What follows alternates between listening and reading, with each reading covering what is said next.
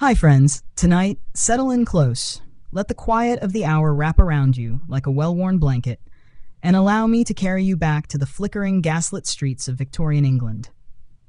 Over the next 20 parts, we shall drift through parlours and promenades, secret letters and stolen glances, to discover what Victorian dating was really like. Not the stiff caricature you might imagine, but a world of whispered hopes, hidden rebellion, and hearts longing beneath the corseted rules of the age.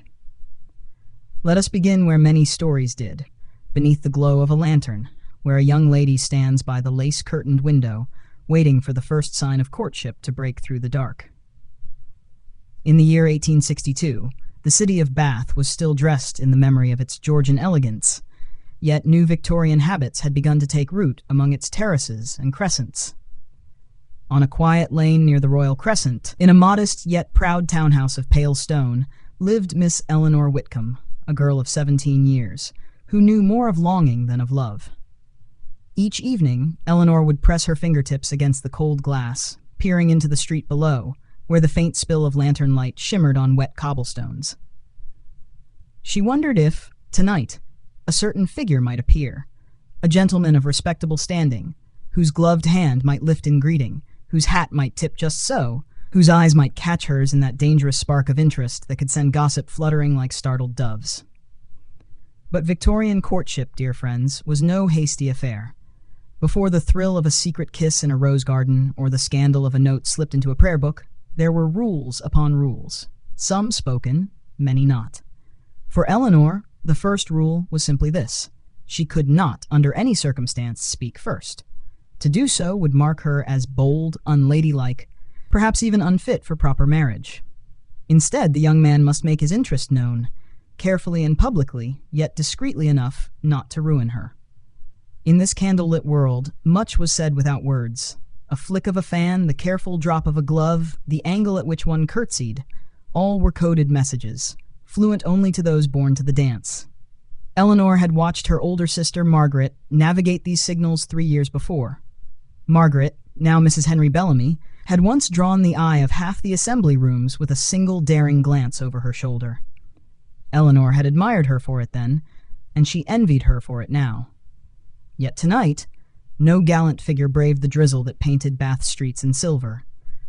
The only movement was the passing of a lamplighter, his pole raised to touch the glassy mouths of the street lamps, coaxing them to life one by one.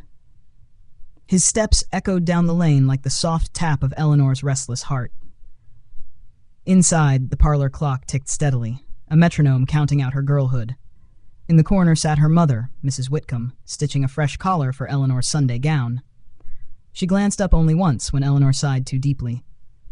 "Come away from the window, Nell," her mother said gently. "No good ever came from waiting on a shadow." But Eleanor lingered. To her, the window was more than glass. It was possibility. Somewhere beyond it, a letter might be penned tonight, sealed with wax the color of deep wine, addressed to her father to request permission for a visit. Or perhaps a mother's whisper might carry her name to the ear of some suitable bachelor, a curate, a barrister, a captain just returned from India. Such were the respectable matches expected for a Whitcomb daughter. Yet Eleanor, though dutiful, nursed a restless wish for something more than duty. She dreamed of poetry tucked into her gloves, of rendezvous in the rose garden behind the pump room, of soft words spoken beneath the swirl of a parasol. She did not wish to scandalize, only to feel the quickening pulse of romance that the novels hinted at but rarely delivered. And so, as the night deepened, Eleanor's vigil continued. She watched the lights dim in other houses, saw the flicker of a carriage lamp pass by, and imagined it stopping, just there by her gate. She pictured him stepping down, boots striking the stone, cloak gathered at the shoulder, his breath misting in the crisp spring air. A gentleman, but one with a daring spark, one who would obey the rules just enough to bend them. The thought made her shiver with a secret thrill, for in the Victorian age a thrill was as precious as a jewel. Girls like Eleanor guarded their reputations fiercely, but within the hidden corners of their minds, they let wild fancies bloom like violets in the dark.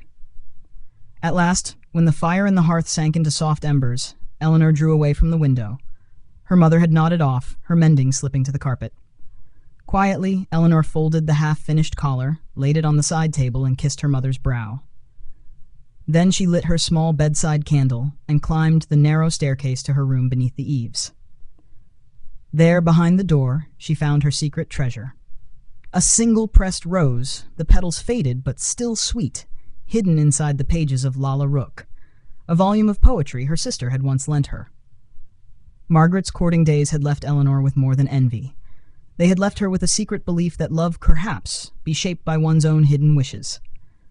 So Eleanor knelt by her small bed, pressed the rose to her cheek, and whispered into the hush, "Let him come soon. Let him be kind. Let him be a little daring." Outside, the last lantern sputtered into life. Somewhere in Bath, a young man, hat in hand, stood beneath another window, wondering if tonight might be the night he dared speak to a girl like Eleanor Whitcomb. And so our tale begins, where shadows gather and secrets stir, and the delicate dance of Victorian love takes its first soft step. Sleep well, dear friends. And when next we meet, we shall step deeper into this quiet waltz of glances and whispers. Morning broke gently over Bath, the pale light washing the terraced streets in a soft, forgiving glow. In the Whitcomb household, the day began with the quiet rustle of skirts and the clink of porcelain as tea was poured into delicate cups. For Eleanor, it began with a single folded note slipped under her door, bearing no address and no seal, only her name in careful, masculine script. When she lifted it with trembling fingers, she felt a spark of daring ripple through her. A note, in a house so well kept against scandal, was itself a small revolution. She pressed it to her chest before unfolding it, letting her mind swirl with the possibilities. Who had left it, when, and what secret wish might it carry?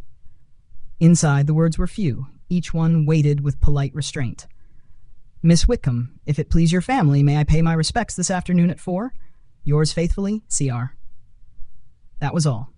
No flourish of poetry or perfumed paper, only the promise of a visit, bound in the proper phrasing that protected Eleanor's name even as it set her heart to racing. Who was C.R.? She mouthed the initials over and over as she dressed, choosing her simplest gown, a soft cream muslin with tiny sprigs of lavender embroidered at the cuffs. She dared not be seen to make too much of this meeting.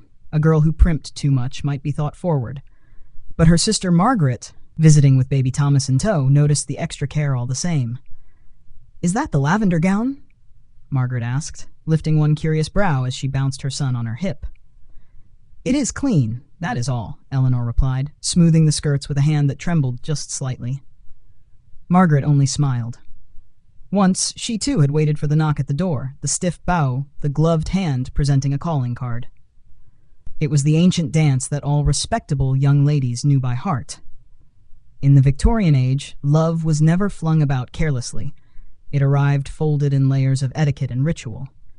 At 3 o'clock, Mrs. Whitcomb herself placed a fresh cloth on the parlor table, setting out the good tea service with its tiny gold filigree. Margaret arranged the chairs so Eleanor might sit by the window. Better light, better posture, a subtle display of her profile should he wish to admire it without seeming to stare. At 10 minutes to 4, Eleanor heard the distant clip of hooves and the low roll of carriage wheels. She pressed her palms together to still their trembling. The front door knocker rapped once, firm but not bold, and the parlor fell silent, but for the clock ticking out Eleanor's hope and dread in equal measure. Their maid, young Molly, ushered him in with all the solemn pride of a girl carrying a royal secret. He stepped into the parlor, hat in hand, shoes polished to a soft gleam. He was not tall, but carried himself with the careful posture of a man who had spent much of his life trying to appear taller.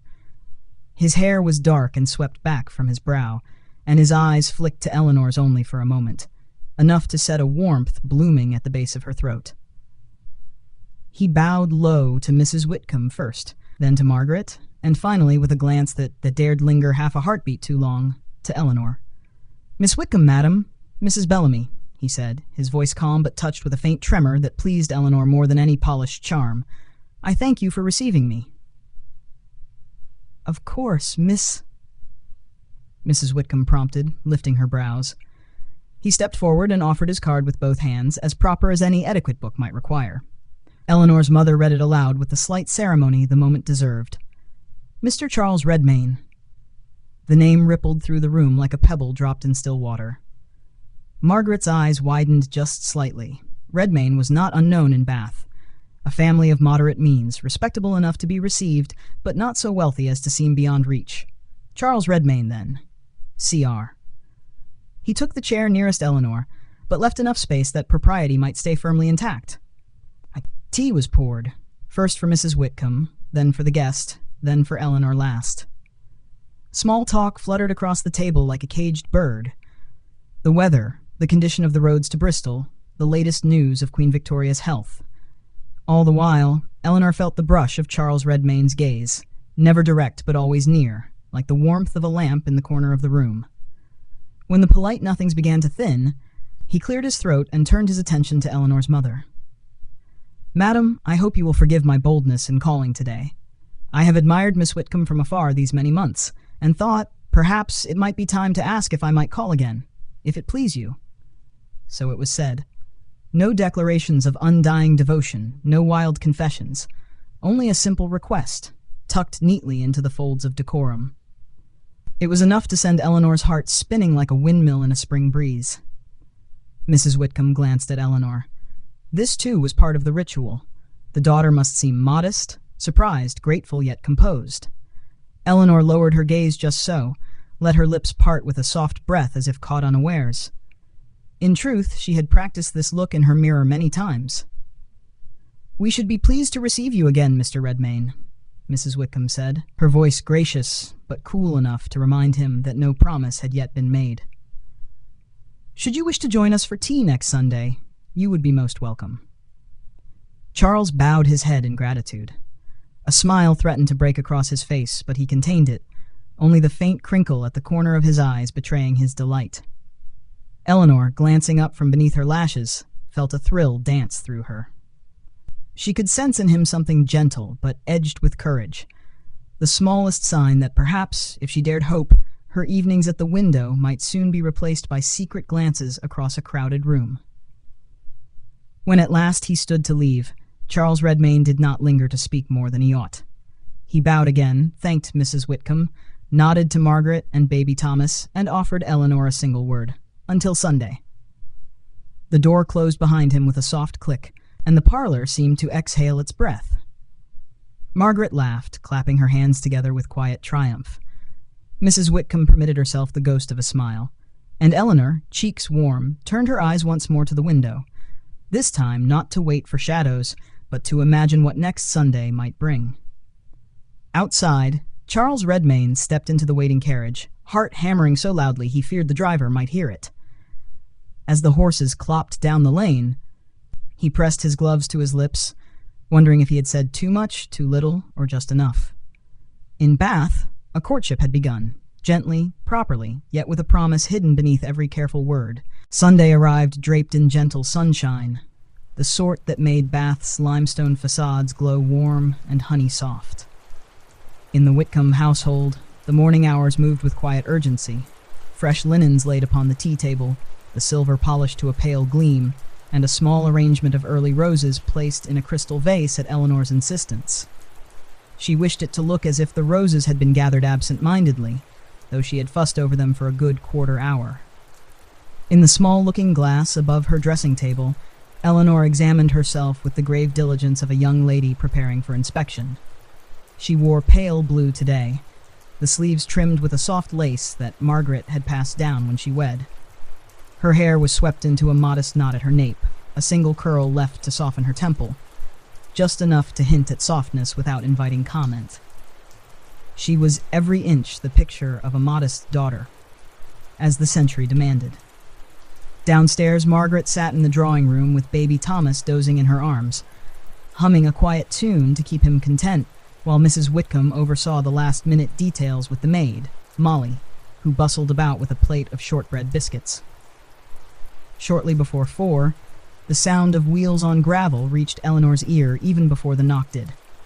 She felt her breath catch in her throat and forced herself to stand still. Hands folded demurely before her. The door opened, the small ritual of greetings carried out in the hallway where she could not see, only listen. Then he was there. Charles Redmayne. stepping into the drawing room with that careful, polite composure that Eleanor now understood masked an undercurrent of nerves. He bowed to Mrs. Whitcomb first, then to Margaret, and finally to Eleanor herself, his gaze lingering upon her blue sleeves with an admiration he did not dare voice. The tea service was arranged with quiet precision. China cups passed from hand to hand, small talk arranged like chess pieces upon a board. Eleanor answered when spoken to, her voice gentle but steady. Charles asked about the roses. Had they come from the Whitcomb garden? They had, Eleanor answered, though she did not say she had chosen each bloom herself at dawn. Mrs. Whitcomb observed them keenly from behind her teacup, her expression revealing nothing. To the untrained eye, she seemed concerned only with pouring cream and ensuring the shortbread was passed in turn. But Eleanor knew her mother's mind was weighing every word and glance. One careless comment could tilt the entire affair into gossip or ruin. Margaret, for her part, was less subtle. She caught Eleanor's eye more than once, a tiny smile playing at the corners of her mouth as if to say, "He will do, dear sister. He will do, if you wish him to." Once cups were emptied and plates cleared of crumbs, conversation drifted into gentler realms. Charles spoke of his modest work with a solicitor's office near Queen Square, a position respectable enough to promise steady security, but not so grand as to feel unattainable. He mentioned his widowed mother who kept house for him on Brock Street, her fondness for poetry and roses, an image painted carefully to show good breeding and moral virtue. He did not boast. He did not overreach. Every word was weighed and placed with the same care Eleanor had used arranging her flowers. To court a Victorian girl was not to sweep her away in a storm of passion. It was to show oneself worthy of being welcomed into her family's world, a world that prized predictability and modest ambition above all else. When the conversation turned to music, Eleanor allowed herself a small, daring flourish. She rose to the pianoforte, her pale fingers finding the keys of a soft, unassuming waltz. Charles stood at her shoulder, hands clasped behind his back, his eyes fixed upon the worn sheet music, though he surely could not read a note. To stand so near was bold enough. To touch would have been unthinkable. Her music filled the room like a sigh. Margaret hummed along, rocking baby Thomas, while Mrs. Whitcomb allowed her eyes to drift shut for a moment, her mind calculating, always calculating. Eleanor felt the warmth of Charles's presence at her side, the nearness of him sparking her heart in a way the gentle melody could not disguise. When she finished, he thanked her with a sincerity that made her cheeks warm. She rose, her skirts brushing the keys, and for an instant their hands nearly met, almost, but not quite. Even such a near touch was enough to send a private shiver through her, a secret she would carry upstairs to her pillow that night.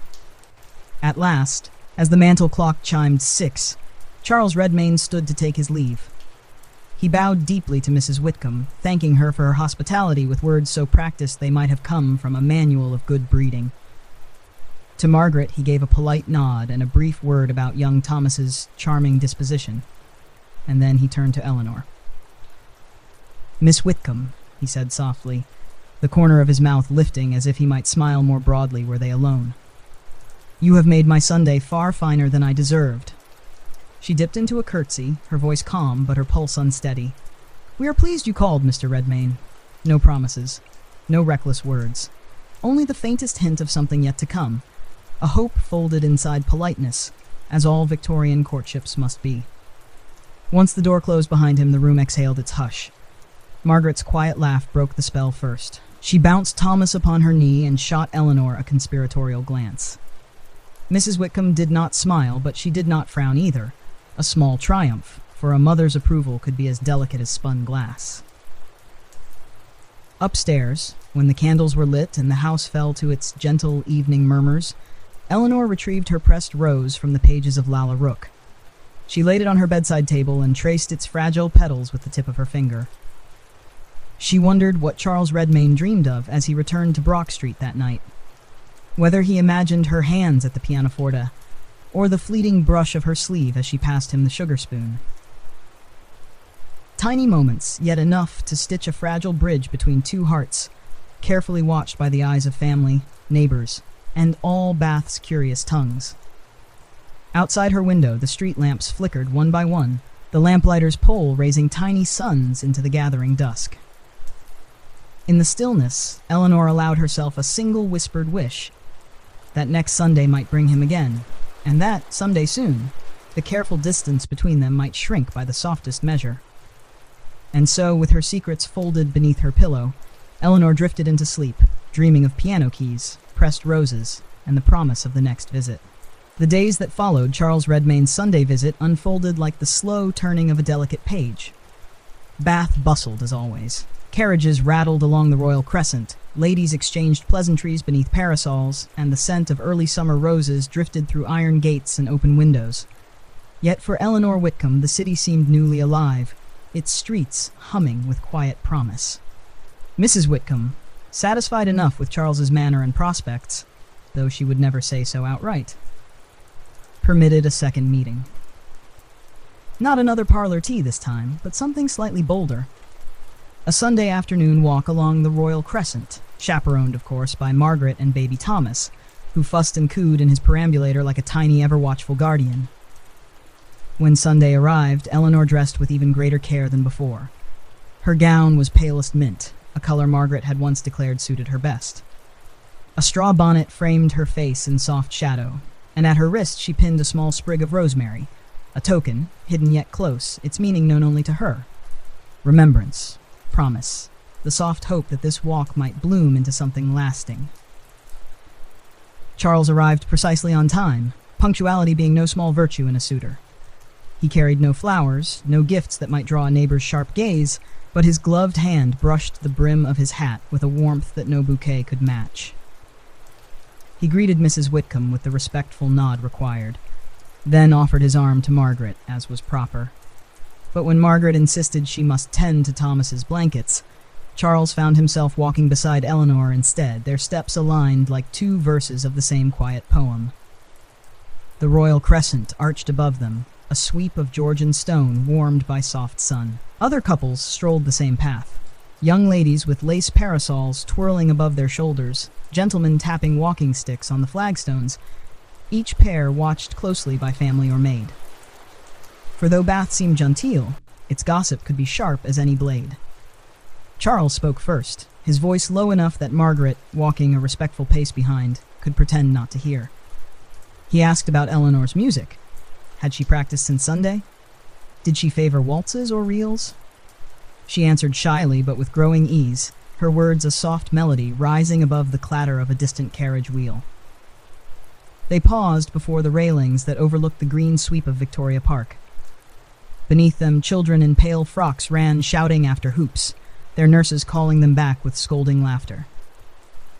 Charles leaned his hand upon the railing, careful not to stand so near that their sleeves might brush. Yet Eleanor felt the warmth of him all the same. For a moment they were quiet together, watching the green world turn under the summer sky. Eleanor glanced sideways, catching the flicker of a smile, tugging at the corner of Charles's mouth. A smile that hinted he, too, was glad of the silence, glad of the simple nearness that no drawing-room civility could match. "Miss Whitcomb," he said after a pause, his words carefully chosen like stones laid across a stream. "I hope I do not presume too much, but I find myself hoping you do not dislike these walks." Eleanor's reply caught in her throat, her heart knocking at her ribs like a restless bird.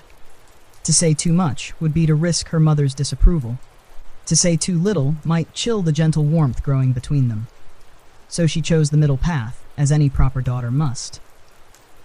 "I find them very pleasant, Mr. Redmayne," she said, and dared the smallest glance up into his eyes. "The air here is good for the mind, I think." His answering smile was enough reward. They walked on, their steps unhurried, as if they had all the afternoons of the season to spend side by side.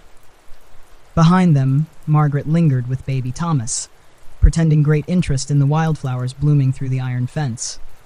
But her watchful eyes missed nothing.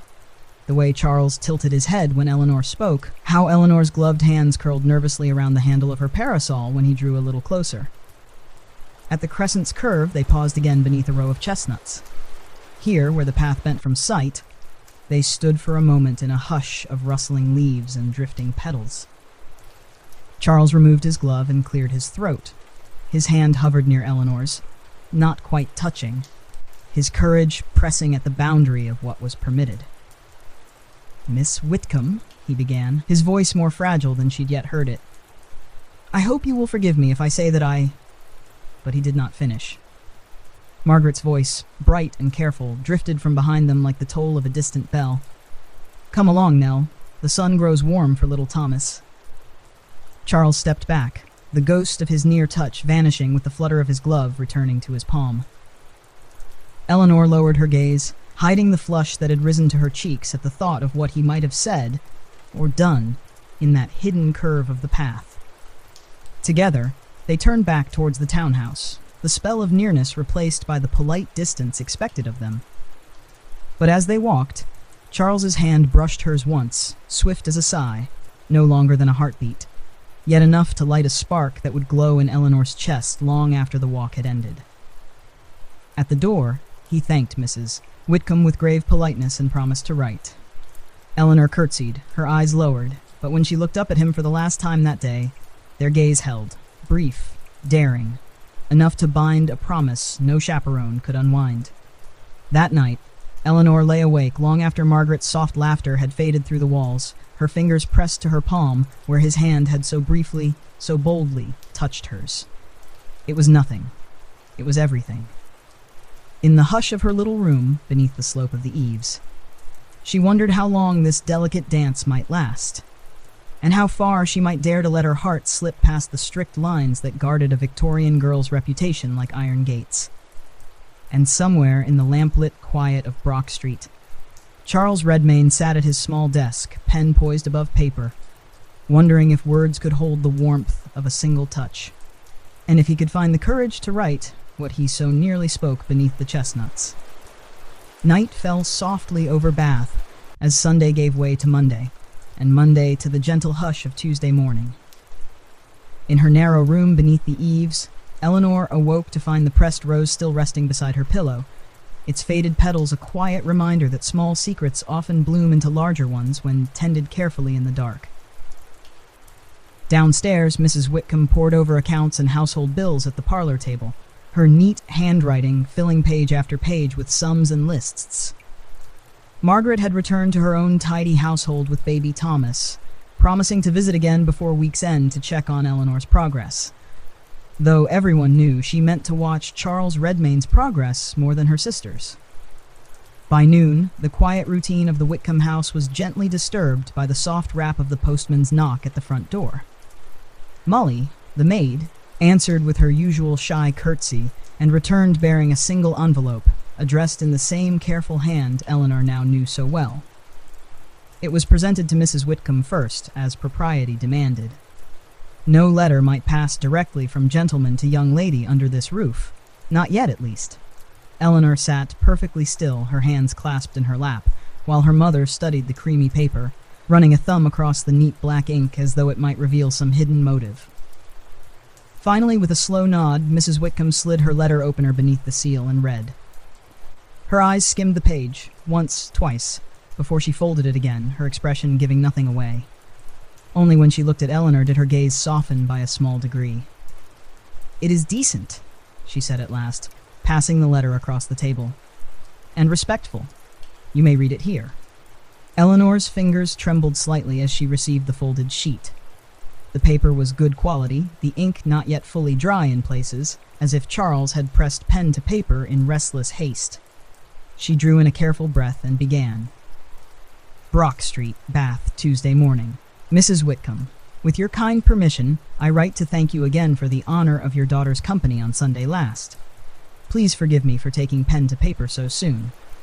But I feel it right to express my gratitude, not only for your generous reception, but for the grace with which Miss Whitcomb endured my conversation and awkwardness. I am well aware that my prospects are modest yet steady, and that my mother, Mrs. Redmayne, who keeps my house in Brock Street, hopes to call upon you herself, should you permit it. It is her wish, and mine, that our acquaintance might deepen properly, with all the respect your good family deserves. Should you deem it acceptable, I would be honored to call again this Sunday, or any day you find convenient. Until then, I remain, with the highest respect, your obedient servant, Charles Redmayne. The letter was short, plain, but within its lines, Eleanor felt the pulse of a restrained hope, a hope that mirrored her own restless heartbeat. She read it once more, tracing his signature with the edge of her thumb before folding it neatly and returning it to her mother's outstretched hand. Mrs. Whitcomb tucked the letter into her account book as if it were merely another ledger entry. "You may write a reply," she said simply. "I will see it delivered by hand this afternoon." Eleanor excused herself to her small writing desk in the front parlor, where the light fell best across her paper. There, in the hush of midday, she selected her finest notepaper, pale ivory with an embossed edge that Margaret had gifted her when she turned 16. "Just in case," Margaret had said then with a knowing wink, "some worthy gentleman should wish to test his penmanship." She sat for a long moment, staring at the blank sheet, letting her mind drift through all the things she might say. She could not be too warm, that would invite talk. She must not be too cool, that might discourage him. So she chose her words like pearls, careful and bright, threading them on a string of polite distance. Whitcomb House, Bath. Tuesday afternoon. Mr. Redmayne, your letter was received and its contents noted with gratitude by my mother and myself. We are pleased to hear you enjoyed your visit and trust your mother, Mrs. Redmayne, keeps good health. We should be glad to receive her whenever it pleases her to call, and should you wish to join us again this Sunday for tea, we would be most happy to see you. With kind regards, Eleanor Whitcomb. She paused, her pen hovering above her name, wondering if she dared add even the smallest flourish, a gentle yours faithfully, or most sincerely. But in the end, she left it plain. Enough warmth might rest in the neat loop of her signature. Enough promise hidden in the fact that her own hand and not her mother's had written these lines. When she finished, she sealed the letter with her mother's wax and watched as Molly carried it down the garden path, bonnet strings fluttering in the breeze. Eleanor remained at the window long after the maid vanished round the corner, her mind spinning small visions of how Charles might receive her words, where he might sit to read them, how his mouth might curve into that soft half-smile she was beginning to learn. Evening came early that day. As if the sun itself wished to lower its eyes on so delicate an exchange. Mrs. Whitcomb said little over supper, but when she bid Eleanor good night, she paused to smooth her daughter's hair back from her brow, a mother's touch that spoke of cautious hope more than any blessing uttered aloud. Upstairs, Eleanor laid her pen beside her rose and folded her hands upon her chest. She did not yet dare to whisper his name into the hush, as she once had with her secret wish, but in the quiet of her room, beneath the gentle hush of the house settling for the night, she allowed herself the smallest thought, that perhaps, one day soon, her words and his might bridged the distance that the strict lines of propriety still held firm. And somewhere on Brock Street, Charles Redmayne lit a fresh candle, unfolded Eleanor's neat script, and read each line twice, once with the caution of a gentleman, and once with the quietly blooming daring of a man who hoped for more. The promise in Eleanor's letter, modest though it was, rippled through both households like the faint chiming of a distant bell. In Brock Street, Charles Redmayne showed his mother the neat ivory paper with its careful loops, holding it as though it were some fragile bird he feared might take flight if he breathed too loudly. Mrs. Lydia Redmayne, widow of a once well-respected tradesman, read the letter twice, her sharp eyes narrowing slightly at the way Eleanor's signature curved at the tail. She said nothing at first, but Charles knew that her silence was not indifference. It was calculation, a habit sharpened by years of managing a household on dwindling funds and steady social caution. "Well enough written," she said at last, folding the letter along its crease. "She keeps her words short and her heart closer still. That is a sensible girl, Charles." He tried not to smile too obviously at her mild praise, for any sign of eagerness might invite her to reconsider. Mrs. Redmayne was no fool. She had raised her son on a narrow margin of respectability and knew exactly how precarious an advantage could be lost if a match were rushed or wrongly handled. "Shall I write to Mrs. Whitcomb?" Charles asked carefully. His mother shot him a glance over her spectacles. "You shall not, my boy. I shall write. I am not so far past my own courting days that I have forgotten how these small battles are won." So it was that the next day, as the bells of Bath Abbey tolled out the quiet hour before noon, a new letter arrived at Whitcomb House. Once again, it was Mrs. Whitcomb who slit the seal and read, her eyes flicking to Eleanor only once before she continued. Mrs. Redmayne's hand was tidy and precise, the lines of her letter respectful yet edged with the firmness of a mother who would not see her son slighted. Brock Street, Bath, Wednesday morning. Mrs. Whitcomb, I am much obliged for your kindness in receiving my son, Mr. Charles Redmayne, into your home. It is my wish, should you permit it, to pay my own respects this coming Sunday alongside him. I trust this may suit your household, and I look forward to renewing acquaintance properly. For though our families have crossed paths at assembly rooms and teas these many years past, it is fitting now to speak as mothers rather than mere neighbors. With sincere respect, Mrs. Lydia Redmayne. There was nothing more to it. No overreach, no clumsy boasts of family standing, no false humility. In Bath, everyone knew the Redmaynes were of modest fortune but unblemished reputation. To a careful mother like Mrs. Whitcomb, that mattered more than any extravagant claim to distant nobility. And so, when Sunday came again, the house was prepared for visitors not merely with fresh flowers and polished teaspoons, but with a kind of quiet tension that hummed beneath the polite clatter of preparations. Eleanor stood at her mirror longer than she meant to, smoothing the folds of her soft gray gown. It was less youthful than the mint or the lavender, but Margaret, who had returned with Thomas for the occasion, declared it lent Eleanor an air of gentle dignity, the kind that might please a watchful mother. "You are to be admired by two mothers today, Nell," Margaret teased, pinning back a loose curl behind Eleanor's ear. "Stand straight, smile sweetly, and say little enough to keep them wanting more." Eleanor laughed, though her breath caught at the thought.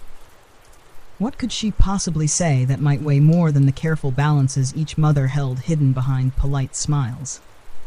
When Charles and Mrs. Redmayne arrived, the ritual unfolded as before. The maid's curtsy, the polite removal of gloves, the gentle greeting in the hallway where Eleanor's heart strained to catch the pitch of Charles's voice above the rustle of Mrs. Redmayne's silk skirts. Mrs. Redmayne swept into the parlor with all the quiet command of a woman who had run her house on good sense and faintly veiled pride for decades. She wore deep blue bombazine trimmed with jet buttons, her bonnet removed to reveal silver-threaded hair coiled tightly at her nape.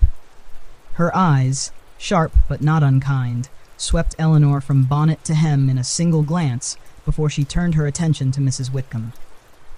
The two mothers settled opposite one another at the tea table, each with a polite smile that showed no teeth, but promised a certain firmness beneath the sugar and cream.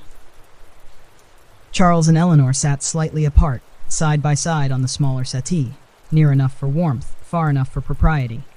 Conversation began with polite nothings: the weather's good turn, the promising bloom in the Redmayne garden, the rising cost of fine sugar from the Indies.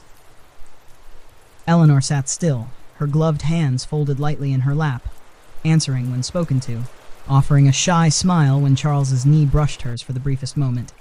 She could feel his eyes upon her, a quiet encouragement she dared not meet for too long, lest her mother's glance catch the drift of her thoughts. Gradually, the mother's words shifted from tea and roses to small, careful questions. Mrs. Redmayne inquired after Eleanor's needlework. Did she favor embroidery or plain mending?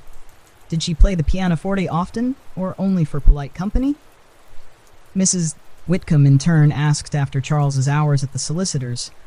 Were they demanding? Did his health hold steady under such responsibilities? Through it all, Eleanor felt the faintest sense that these words were not words at all, but chess pieces laid down on a quiet board. Each answer placed, each smile weighed. Nothing direct was spoken of marriage or dowries or household futures, but every syllable seemed to lean in that direction, soft as the brush of gloved fingertips. When the tea had been poured a second time and the biscuits dwindled to crumbs, Mrs. Redmayne placed her cup down with a gentle finality. "You keep a fine house, Mrs. Whitcomb," she said, her voice warm but edged with the unmistakable tone of a woman who was done measuring. "And your daughter is a credit to it." Mrs. Whitcomb inclined her head just so, a queen nodding to an equal. "You honor us, Mrs. Redmayne. Mr. Redmayne is a polite guest and a steady young man. It is well he has a mother who shaped him so." Between them, Charles and Eleanor sat in a hush of fragile triumph, their shoulders nearly touching. They knew, though no word had been said, that something precious had shifted. A mother's visit was no mere courtesy. It was an unspoken bargain that this gentle courtship might proceed, watched carefully, nurtured softly, guarded fiercely. When at last the Redmaynes stood to leave, Charles lingered half a breath longer than before. His bow to Eleanor held a promise, hidden beneath the curve of his lips. And Eleanor, curtsying low, dared to meet his gaze just long enough to let her heart slip past the iron gates for one quick secret moment. That night, as dusk drew its velvet curtain over Bath, two mothers lay awake in separate houses, turning the same quiet thought over in the privacy of their minds. That the world was changing for their children, and that no amount of caution would keep young hearts entirely obedient once the tea leaves had been read and the unspoken bargains struck. Bath lay hushed beneath a fine summer rain the week after Mrs. Redmayne's visit, its cobbled streets washed clean as if to clear away old whispers and make room for new ones. In the Whitcomb household, days drifted by with gentle sameness. The scent of rosewater from the garden drifted through open windows, and the soft tick of the parlour clock marked each hour that Eleanor waited for Sunday to draw near once more. Charles Redmayne's letters came twice that week, each one carefully routed through Mrs. Whitcomb's hands, opened and read before Eleanor was allowed to trace her eyes along his neat, measured lines. They spoke only of small, proper things, his mother's good health, the condition of the roses in Brock Street, the slight improvement of weather which he hoped might allow another walk, if her mother so wished. Yet, beneath every polite word, Eleanor read what was not written. The breath held between sentences, the pauses where affection might have been allowed to bloom if the paper had not been so carefully watched. Her replies were equally cautious, each line turned over twice in her mind before she dared lay it down in ink. Yet when she sealed them, she pressed the tip of her finger to the wax, as if to leave behind a promise he alone might feel. Margaret, who visited nearly every other day now under the thin excuse of advising Eleanor on her gowns, read each letter Eleanor received with the practiced eye of a sister who had once woven her own secret courtship between lines of restrained script. "Does he say what gift he shall bring you next?" Margaret teased one afternoon, her voice low as she held Thomas upon her knee, bouncing him gently while Eleanor sat at her little writing desk. A letter is a fine thing, but even the plainest courtship must bear a token sooner or later. Eleanor blushed and shook her head. He would not dare, not yet. Mamma would see it as far too forward. Margaret only laughed. Nonsense. A trinket, a pressed flower, a ribbon. Something a girl may keep beneath her pillow. Why else do you think I still have Henry's first handkerchief? He dropped it quite on purpose, of course.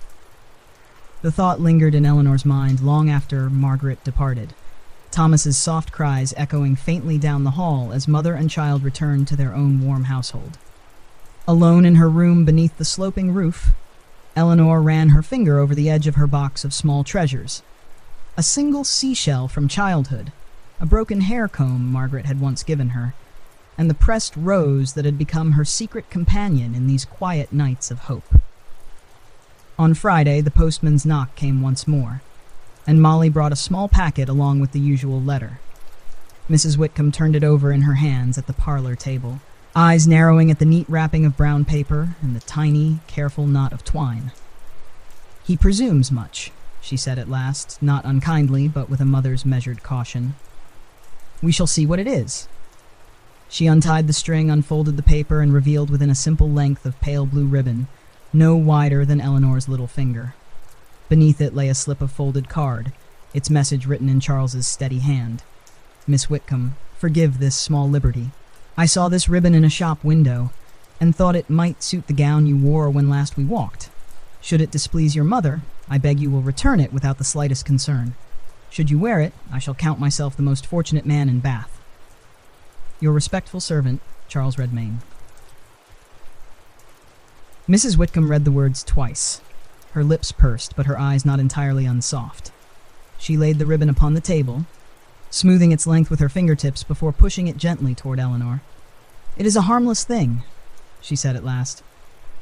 "I suppose your sister is right. A girl must keep some token, though mind you, do not flaunt it before every neighbor in Bath. Eleanor felt her breath catch in her chest. She lifted the ribbon carefully, feeling the silk slip like water across her palm.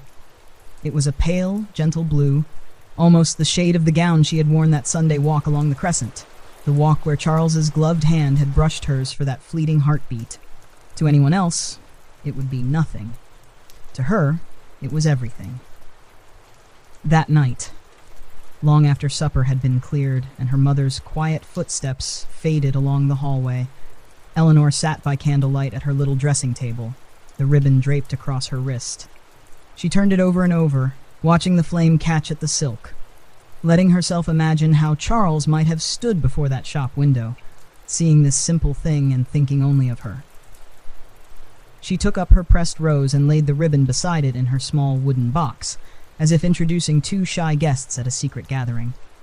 Then she closed the lid gently, whispering a small promise to the hush of her room.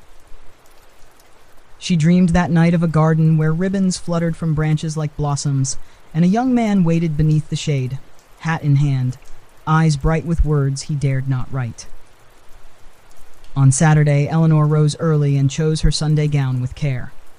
She brushed her hair until it shone, humming softly to herself as she laid the blue ribbon beside her brush. She would wear it just so, not boldly displayed, but threaded neatly through her braid where only the sharpest eyes might find it. Below her window, Bath stirred to life. Carriage wheels splashing through shallow puddles, the lamplighter's pole tipping its small flame to the street corners, and neighbors leaning over gates to whisper what they thought they knew.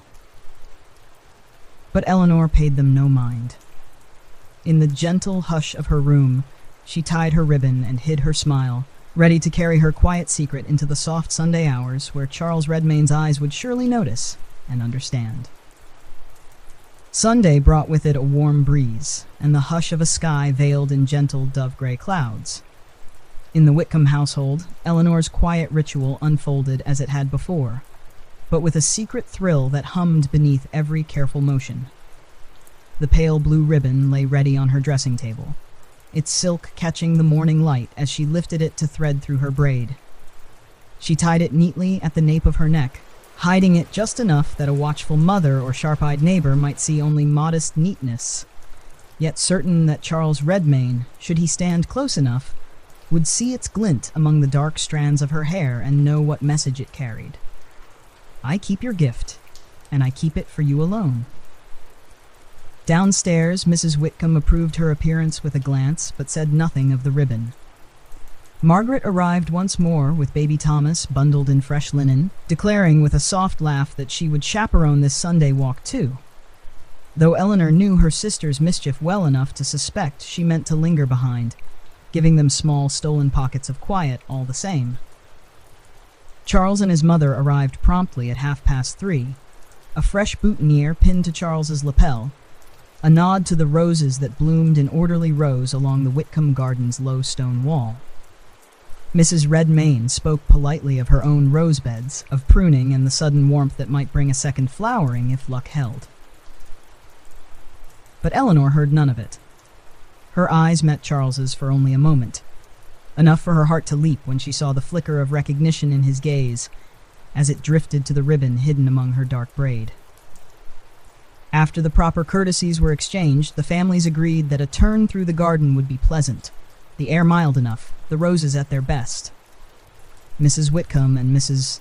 Redmayne lingered near the parlor windows, voices low and civil, while Margaret, Thomas perched on her hip, guided Eleanor and Charles down the narrow gravel path that curved around the side of the house. Past the box hedges and the old stone sundial, the garden opened into a small rose walk, its branches bending low with soft blossoms and shades of ivory and blush. Here, where the garden walls tucked them away from the street, Margaret paused to fuss with Thomas's bonnet ties, giving a theatrical sigh as she bent to adjust his wriggling feet. "Do go on ahead," she said with a knowing glance at Eleanor. "Thomas and I will catch you by the arbor. He must see the last of the foxgloves before they fade." Charles glanced at Eleanor then, a question in his eyes. She dipped her head in answer, and together they stepped further down the path, their footsteps muffled by the soft press of fine gravel beneath neat boots. It was the closest they had yet come to being alone, and for a moment neither dared speak. The roses leaned in above them, the breeze stirring the petals to brush against Eleanor's shoulder as she passed. She felt her breath quicken when Charles's sleeve brushed hers, a fleeting touch that might be blamed on the narrow path, but was felt all the same. At last, near the low wooden arbor where the last climbing roses twined in pale, unruly knots, Charles paused. He turned to her fully then, and for a heartbeat, they stood close enough that Eleanor could see the fine crease at the corner of his eyes, the way his lips parted as if testing each word before he let it go.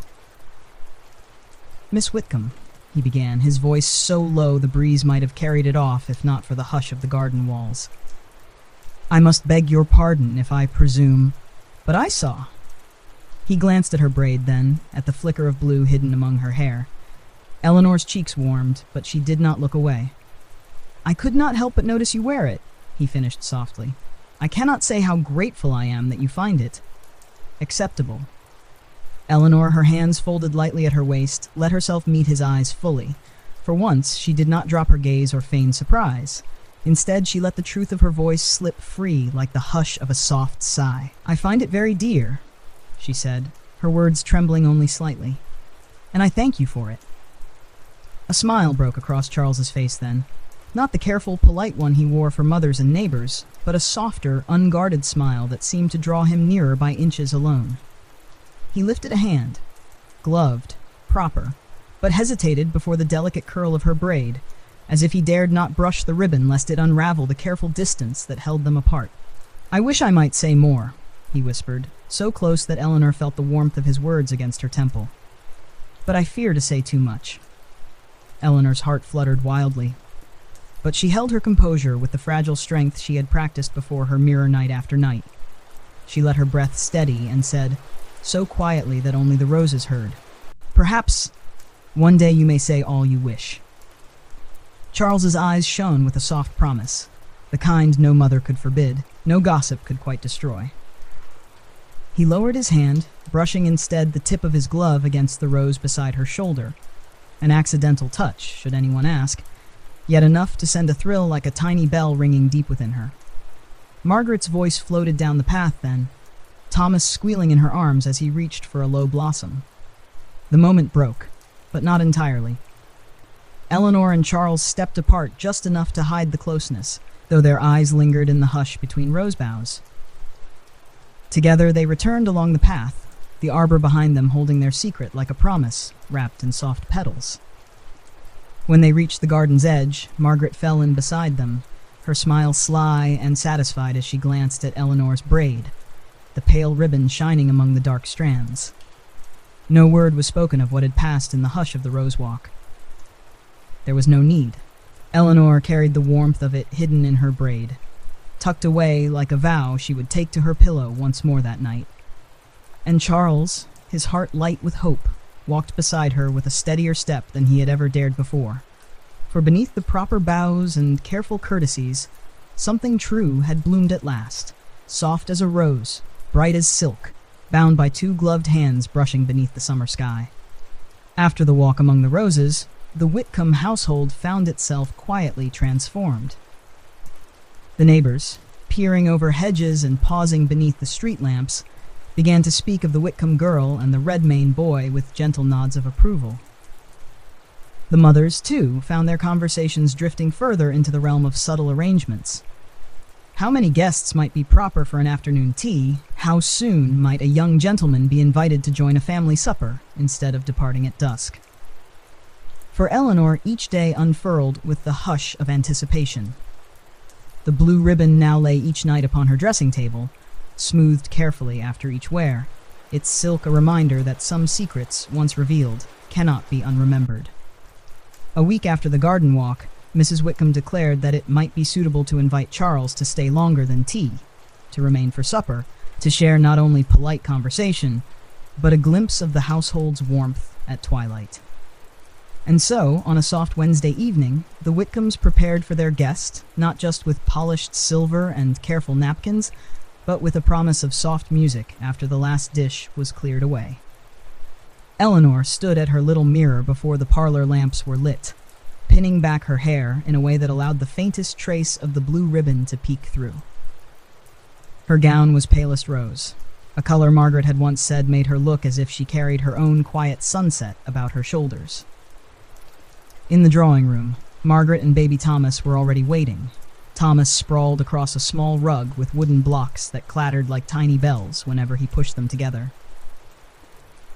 Mrs. Whitcomb, in her favorite black silk, oversaw Molly's careful arrangement of the evening tea things, her eyes drifting to the mantel clock every few moments as the hour approached.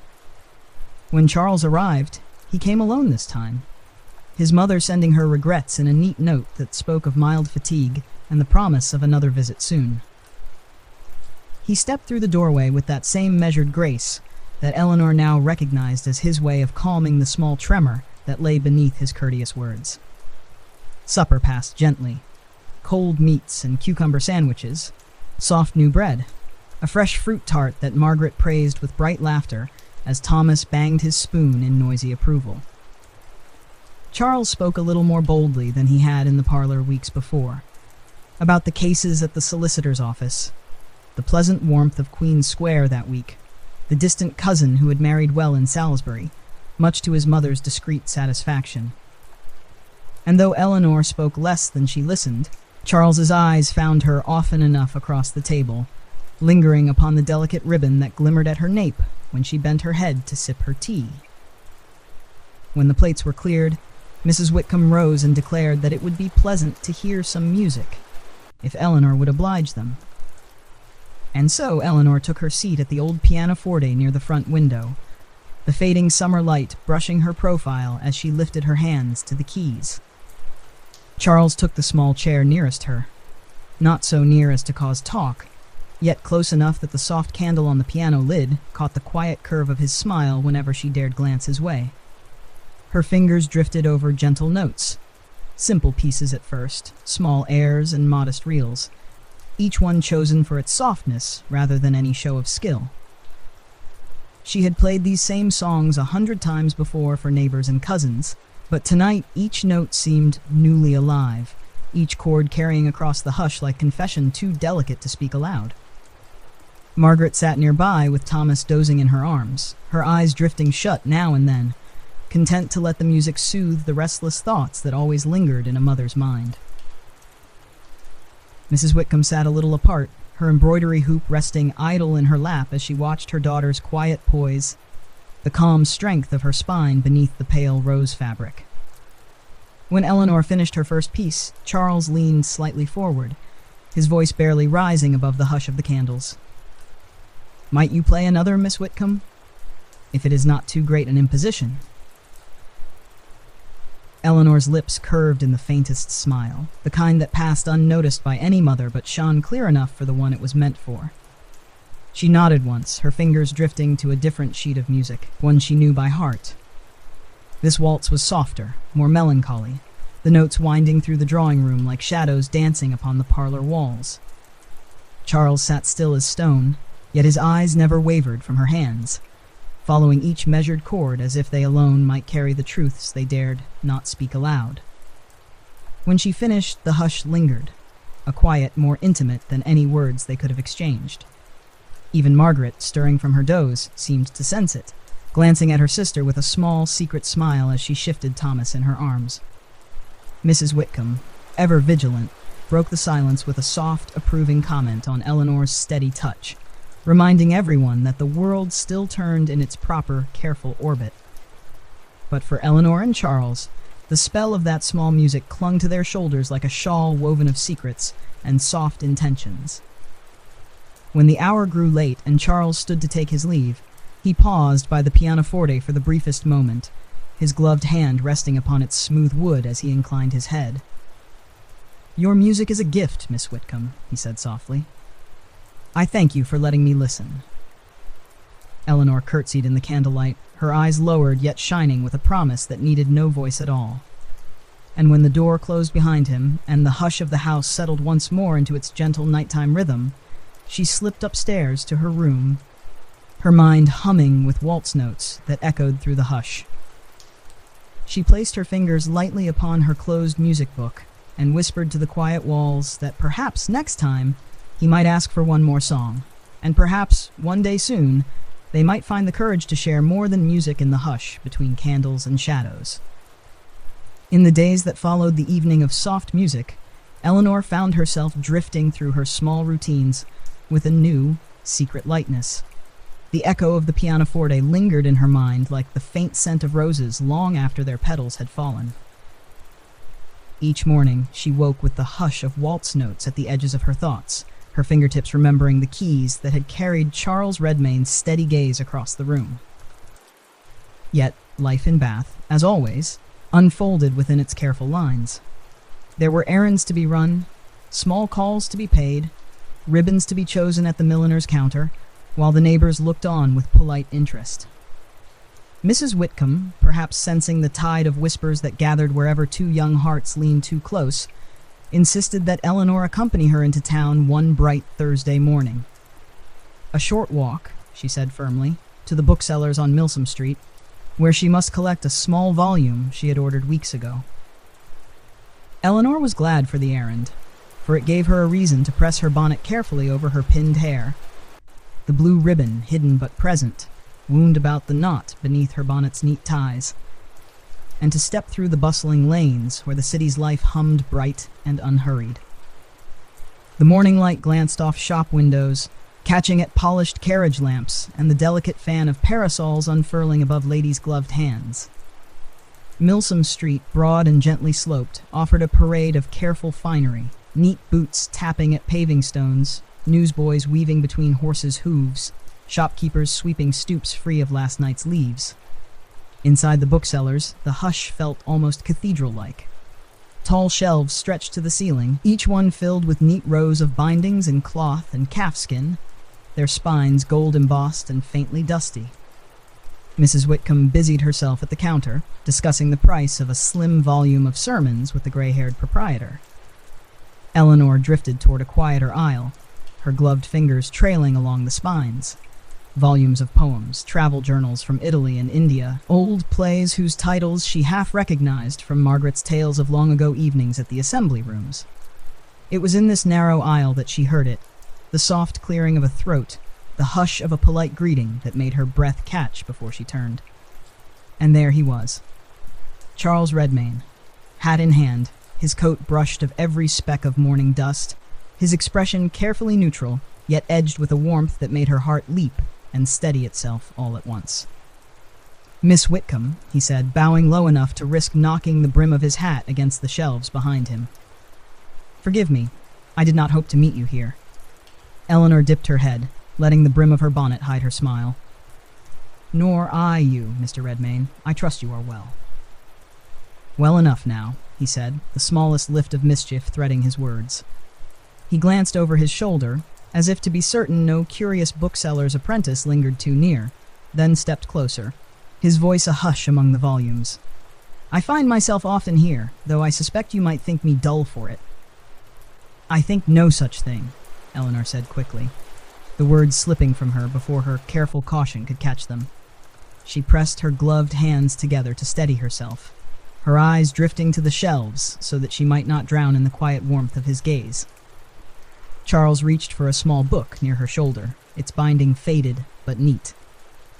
A slender collection of ballads, the title gilt but softened by years of careful hands. He turned it over once, then held it out to her as if offering not just a book, but a question unspoken. "I wonder," he said, so softly she felt the words more than heard them, "if you know these songs. My mother sang them when I was small.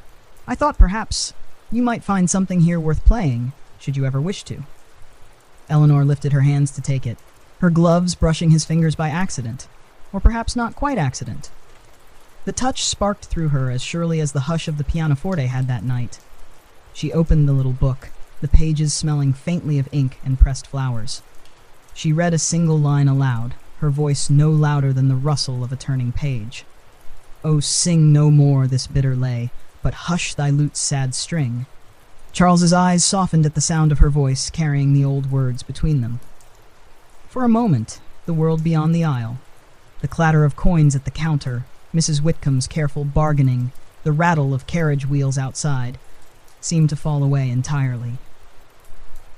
"I should like very much to hear you play it," he said, "if ever your mother might permit me the honor." Eleanor closed the book, her thumb pressed lightly against the faded spine. She tucked the promise of it into her heart before she let her words slip free. "I believe she may, Mr. Redmayne," she said. "One day." A sudden voice, Mrs. Whitcomb's, clear and precise, called her name from the counter, shattering the hush like a bell tolling out the end of some secret service. Eleanor stepped back quickly, the little book pressed to her chest as if to hide the warmth blooming there. Charles bowed again, lower this time, his voice a murmur. "Then I shall hope for that day."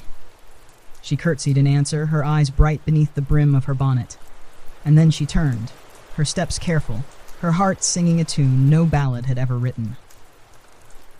When they left the shop moments later, Mrs. Whitcomb carrying her parcel of sermons, and Eleanor her small secret book of songs tucked deep in her reticule, the sun broke through the thin gray cloud, catching at the blue ribbon hidden beneath her bonnet ties. And Charles Redmayne, standing at the bookseller's window, watched her pass into the brightening street, the faintest echo of her voice lingering in his mind. Soft notes threaded through shelves of old stories, a promise waiting to be played out in full. The morning after their chance meeting at the bookshop dawned soft and damp, Bath's streets slicked with a gentle drizzle that clung to garden walls and dripped from iron railings in steady, rhythmic drops. Within the Whitcomb household, the hush of rain made the old stone house feel smaller somehow. Its windows misted over, its rooms threaded with the quiet tick of the clock and the distant echo of rainwater dripping into the garden barrels below. Eleanor rose before the house fully stirred. She dressed slowly by the glow of her candle, her fingers brushing the slim book of ballads that now lay upon her dressing table beside her pressed rose and blue ribbon, her 3 small secrets, each one carrying the echo of Charles Redmayne's voice or gaze or careful touch. Downstairs, Mrs. Whitcomb sat at her parlor table, sorting through a stack of visiting cards left by neighbors in recent days. Polite reminders that the Whitcombs' drawing room was, for the moment, the quiet center of Bath's most watchful eyes. Margaret's card, of course, lay neatly on top, her round hand noting her promise to return by week's end with baby Thomas, whose gurgling chatter always softened their mother's sharpest corners. By late morning, the rain had eased to a thin mist, just enough that Eleanor slipped out into the garden with her bonnet tied low and a shawl tucked around her shoulders. She told Molly she meant only to check the last of the roses before the blooms turned too heavy with rain. In truth, she wished to be alone among the dripping boughs and the faint hush of falling water, to stand where the path curved behind the hedgerow, and remember how it had felt when Charles's voice had brushed her ear like the softest vow. She did not expect to see him, and yet, when she reached the low stone gate at the garden's far end, the one that opened onto the narrow lane behind their house, there he was. Charles Redmayne stood beneath the low bough of an old yew, hat in hand, hair dampened to a darker brown where the mist had caught him. His coat was finely brushed but speckled now with tiny droplets that beaded on the shoulders. He looked, in that soft drizzle, less like a gentleman calling properly and more like a boy caught out in some sweet mischief, and the sight made Eleanor's breath lodge in her throat. "Miss Whitcomb," he said at once, as if he feared she might vanish before he could speak her name. "Forgive me. I did not hope to find you, not truly. I only—" He faltered, glancing at the damp stone beneath his boots, as though the words he carried might slip away if he did not hold them tightly enough. Eleanor's gloved hands curled about the gate's iron latch, the cold seeping through the thin kid leather. She stepped forward only slightly, close enough to see the fine drops gathered at the tips of his hair. "You are wet through," she said softly, the worry slipping free before her caution could catch it. "Why do you stand here, Mr. Redmayne? You must come to the front door if you wish to speak." He gave a small, rueful laugh, a sound that trembled more than it rang. "I fear your mother would send me away, Miss Whitcomb, if I called unannounced. I meant only to pass by, to be near, if I dared say it plainly. But the rain caught me before I could think better of it." The gate creaked beneath Eleanor's hand. For a moment, the only sound between them was the soft hush of rain falling through the rose boughs overhead.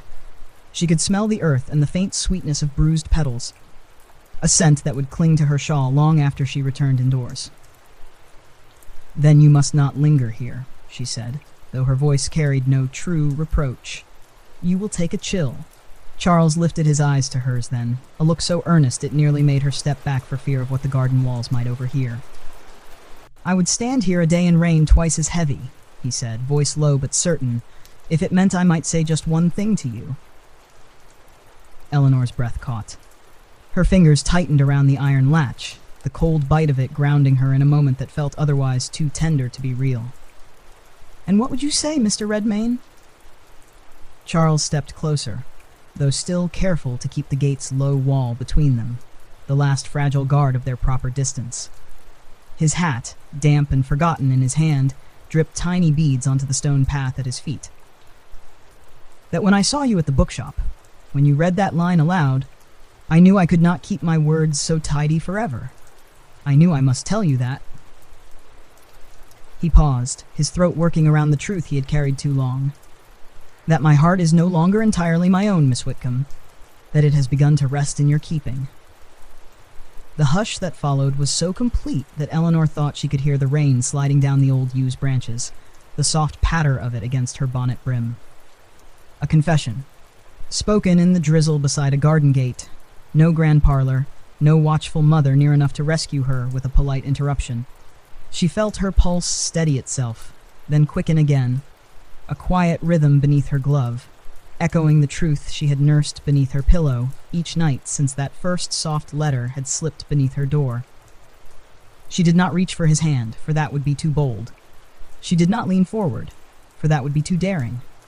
Instead, she lifted her gaze fully to his and let her answer rest there, unhidden, bright as the faint glint of the blue ribbon tucked beneath her braid. "I shall keep it safe, then," she whispered, her voice barely carrying over the hush of the mist. "So long as you wish me to." Charles's shoulders eased, as if some deep knot within him had come undone at last. He bowed his head, not low, not stiff with formality, but with a softness that spoke of gratitude deeper than any spoken vow. Before either could say more, a faint sound rose from the lane beyond. The creak of a cartwheel, the clipped voices of neighbors moving through the drizzle. And so the gate, that small guardian of their secret, closed gently between them once more. Charles tipped his hat in a final silent promise before stepping back beneath the yew's sheltering bough. Eleanor watched him go, her hand still resting on the cold latch, her heart warm beneath the damp edge of her shawl. And when she turned back through the garden, the roses bowed low with rain and the hush of the path behind her, she carried his words with her like a pressed blossom, tucked deep within the pages of her secret ballads, waiting to bloom again when next they met. The rain that had softened the garden gate encounter drifted on through the night and into the next morning, settling over Bath like a gentle veil that blurred the rooftops and muffled the sound of hooves on the cobblestones. In the Whitcomb house, the hush of the drizzle was broken only by the faint clink of porcelain and the low murmur of conversation that carried through the parlor. Margaret had arrived early, Thomas bundled tight against the damp air, his cheeks pink from the short carriage ride. She swept into the parlor with a rush of motherly fuss, pressing damp curls from the boy's brow before setting him loose to crawl clumsily on the rug near the hearth. Eleanor sat by the window, her sewing basket perched upon her knee, though her needle hovered uselessly above the fine linen of a new handkerchief. She listened half to Margaret's chatter, half to the muted patter of rain against the panes, her thoughts wandering to the garden gate and the hush that had settled there between her and Charles Redmayne, like a vow too new and tender to bear the weight of too many words. Mrs. Whitcomb, seated opposite Margaret with a fresh pot of tea steaming between them, seemed unusually intent upon the morning's household accounts. Yet even as she scribbled neat columns of figures in her ledger, her eyes flicked now and then to Eleanor's bowed head, her silence sharp enough to make the gentle scrape of Thomas's wooden blocks sound loud in the quiet room. It was Margaret who broke the hush with a soft conspiratorial sigh as she poured herself a second cup of tea. It seems, she said, her tone as bright and careful as fine lace, that Mrs. Redmayne has been calling upon more than just us these past days. Mrs. Whitcomb looked up, her pen stilled mid-column. Indeed? Margaret hid a sly smile behind her cup. Indeed, Mrs. Lyburn told me so only yesterday at the milliner's. She says Mrs. Redmayne called at their house last week, under the kind excuse of asking after Mr. Lyburn's mother, who, you may recall, has not been ill these past 6 months. One might think she means to remind all Bath that her son is a respectable young man, well enough to be seen calling at any door where polite daughters reside. Eleanor's needle pricked her thumb at that, a tiny sting that jolted her from her drifting thoughts. She lifted her gaze, her lips parting in a quiet protest she did not quite voice. Mrs. Whitcomb's eyes narrowed, though her voice remained calm. I see no harm in a mother safeguarding her son's standing. It is no small thing for a widow to preserve her family's name, especially when her fortune is not as broad as it once was. Margaret tilted her head toward Eleanor then, her smile softening into something almost teasing, but edged with sisterly warning. True enough, but all Bath sees her son calling here most often of all, and Mrs. Leyburn and Mrs. Ellis and Mrs. Pritchard besides, each carry their little scraps of chatter to every tea table. It would not do, Nell, for you to appear unaware of the stir you cause or the small envy that follows it. Eleanor felt a warmth rise at the base of her throat, part shame, part shy delight. She lowered her needle, folding the linen carefully in her lap as she chose her words. I have done nothing to cause talk, Margaret. Margaret laughed lightly. No, but sometimes doing nothing is quite enough. A ribbon in your hair, a walk in the rose garden. Oh, you have no idea how quickly such harmless things grow wild once neighbors pluck them apart like petals. Thomas, sensing the ripple in the room though he understood none of it, let out a soft wail that made Margaret gather him up and settle him on her knee. She pressed a kiss to his round cheek and added, more gently, You have done well to be careful, Nell, but remember, every courtship, however quiet, lives partly in the mouths of others. Mrs. Whitcomb set aside her ledger then, her fingers resting lightly on its closed cover. Her gaze settled fully on Eleanor, calm yet heavy, with that same watchfulness she had wielded since the first folded note slid beneath Eleanor's door. It is well to be reminded, she said. A girl's good name is not hers alone to guard. It belongs to her family, her future, and every household that opens its door to her in trust. Eleanor nodded once, her hands folding tight around the linen in her lap. She felt the truth of it settle over her shoulders like the weight of a heavy shawl. The same weight that had hovered behind every carefully chosen word, every glance half hidden behind a bonnet brim. Margaret, sensing perhaps that the mood had grown too stiff, bounced Thomas gently on her knee and let her smile grow mischievous once more. Still, she said, bright as a fresh bell, I think a bit of envy does a girl no harm, provided she knows how to carry it lightly. Let the other mothers talk. Let them wonder if Mr. Redmayne calls elsewhere, only to make certain he knows where his true heart sits. Eleanor felt her cheeks warm, but she said nothing, only dipped her head so that the rain beyond the window filled her eyes instead of her sister's teasing grin.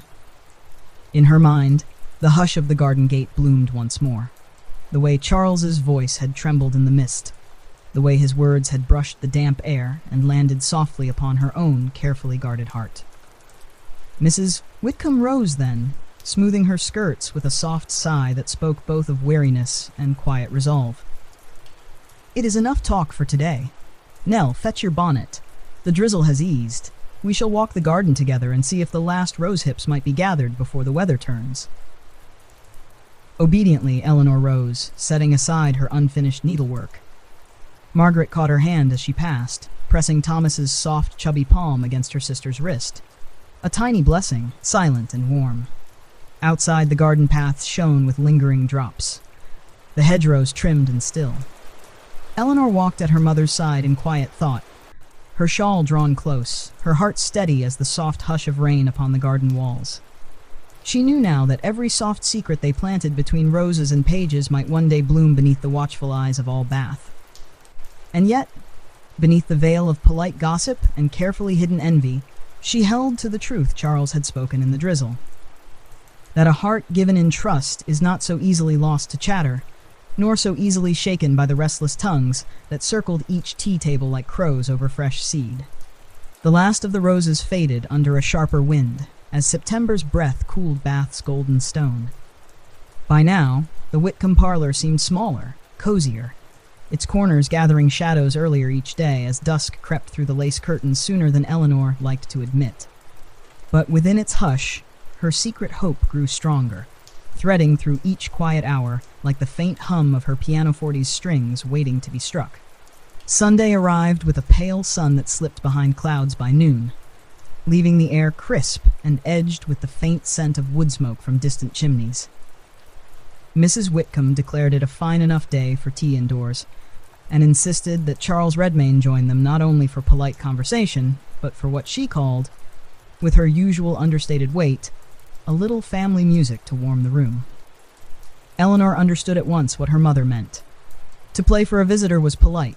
To practice with him, however subtly arranged, was permission to share something softer, closer, more daring than words alone. Charles arrived promptly, coat freshly brushed, his dark hair smoothed carefully back, though the breeze teased a stray curl loose at his brow. His mother did not come this time, a small sign that Mrs. Redmayne, too, knew when to let a courtship drift gently forward without the steady watch of a mother's narrowed gaze. Margaret was there, of course. Margaret, who needed no invitation to insert herself into any moment that might slip too far toward the scandalous. She sat with Thomas bundled on her lap, humming to him softly while Mrs. Whitcomb poured tea into fine cups that clinked delicately with every small tremor of the tray. Charles spoke first of small things. A new brief he had begun drafting for his employer, the slow repairs to Brock Street's paving stones, his mother's roses cut back for winter. Polite conversation that gave Eleanor time to calm the quiet flutter of her pulse as she watched the gentle curve of his mouth when he smiled at her mother's dry remarks. At last, when the teacups were emptied and Molly carried away the last plate of biscuits, Mrs. Whitcomb rose and gestured lightly to the pianoforte near the window. "Eleanor, I think Mr. Redmayne might be curious to see how you manage the ballads he so kindly found for you," she said, her tone even, betraying nothing. "It is well enough to receive a gift. It is proper to show it suits you." Margaret caught Eleanor's eye at that, a flicker of sisterly mischief hidden beneath the mask of dutiful silence. Eleanor rose obediently, smoothing the soft folds of her pale mauve gown. She crossed the small space to the pianoforte, her slippers soundless on the rug, and lifted the slim book Charles had pressed into her, keeping that morning in the bookshop. Charles stood at her shoulder, respectful yet near enough that she felt the warmth of him as she seated herself. Margaret settled Thomas more firmly on her knee and whispered something that made him giggle into her shoulder. A small distraction that drew Mrs. Whitcomb's attention just long enough for Charles to lean in, his voice barely brushing Eleanor's ear. "May I turn the pages for you?" he asked, the question so gentle it felt more like a vow than an offer. She glanced up, her eyes bright beneath lowered lashes. "If you wish, Mr. Redmayne." The hush that fell as her fingers found the keys was not silence but a gathering of small secrets, hidden promises, the warm promise of something unspoken but close enough to taste. Eleanor struck the first soft chord, letting it drift through the parlor like a sigh. The ballad was simple, a song of longing spun in gentle notes that rose and fell like breath. Charles stood perfectly still at her side, his gloved hand resting lightly on the edge of the music stand. When she turned the first page, his fingers brushed hers, a fleeting contact no one could scold, so brief it might have been accident. Yet the hush that passed between them in that instant told them both it was not. Behind them, Margaret hummed along under her breath, tapping Thomas's tiny boot against her knee in time with the slow, lilting rhythm.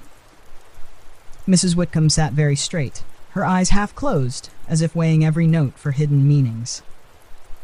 Eleanor's hands moved steadily, the hush within her softening as she let herself drift into the familiar cadence of the song. She did not sing the words, that would have been too bold, too open. But she felt them inside her as surely as if she had spoken them into Charles's waiting hands. "Oh, hush thy lute's sad string." When she struck the final chord, the soft echo of it seemed to rest in the room long after her hands fell still. She let her fingers linger upon the keys, her heart beating so clearly she feared even Thomas's small giggle might not drown it out. Charles leaned closer then, just enough to catch her ear again, his voice threading through the hush. "May I hope to hear the rest one day? All of it from your voice alone?" She did not dare answer with words. She only turned her head enough that he could see the quiet yes blooming in her eyes, a promise tucked like a pressed petal between the pages of an old songbook.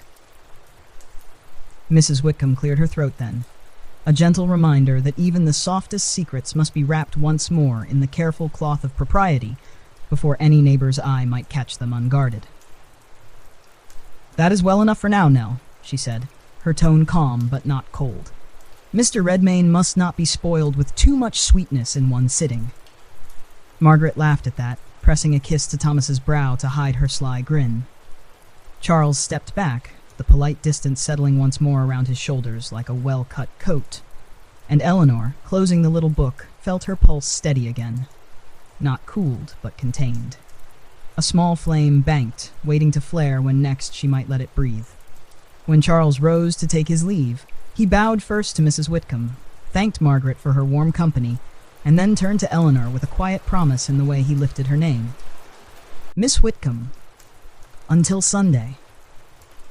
She curtsied, her gaze lowered, yet the hush that lingered between them was louder than any vow they might have dared to speak aloud.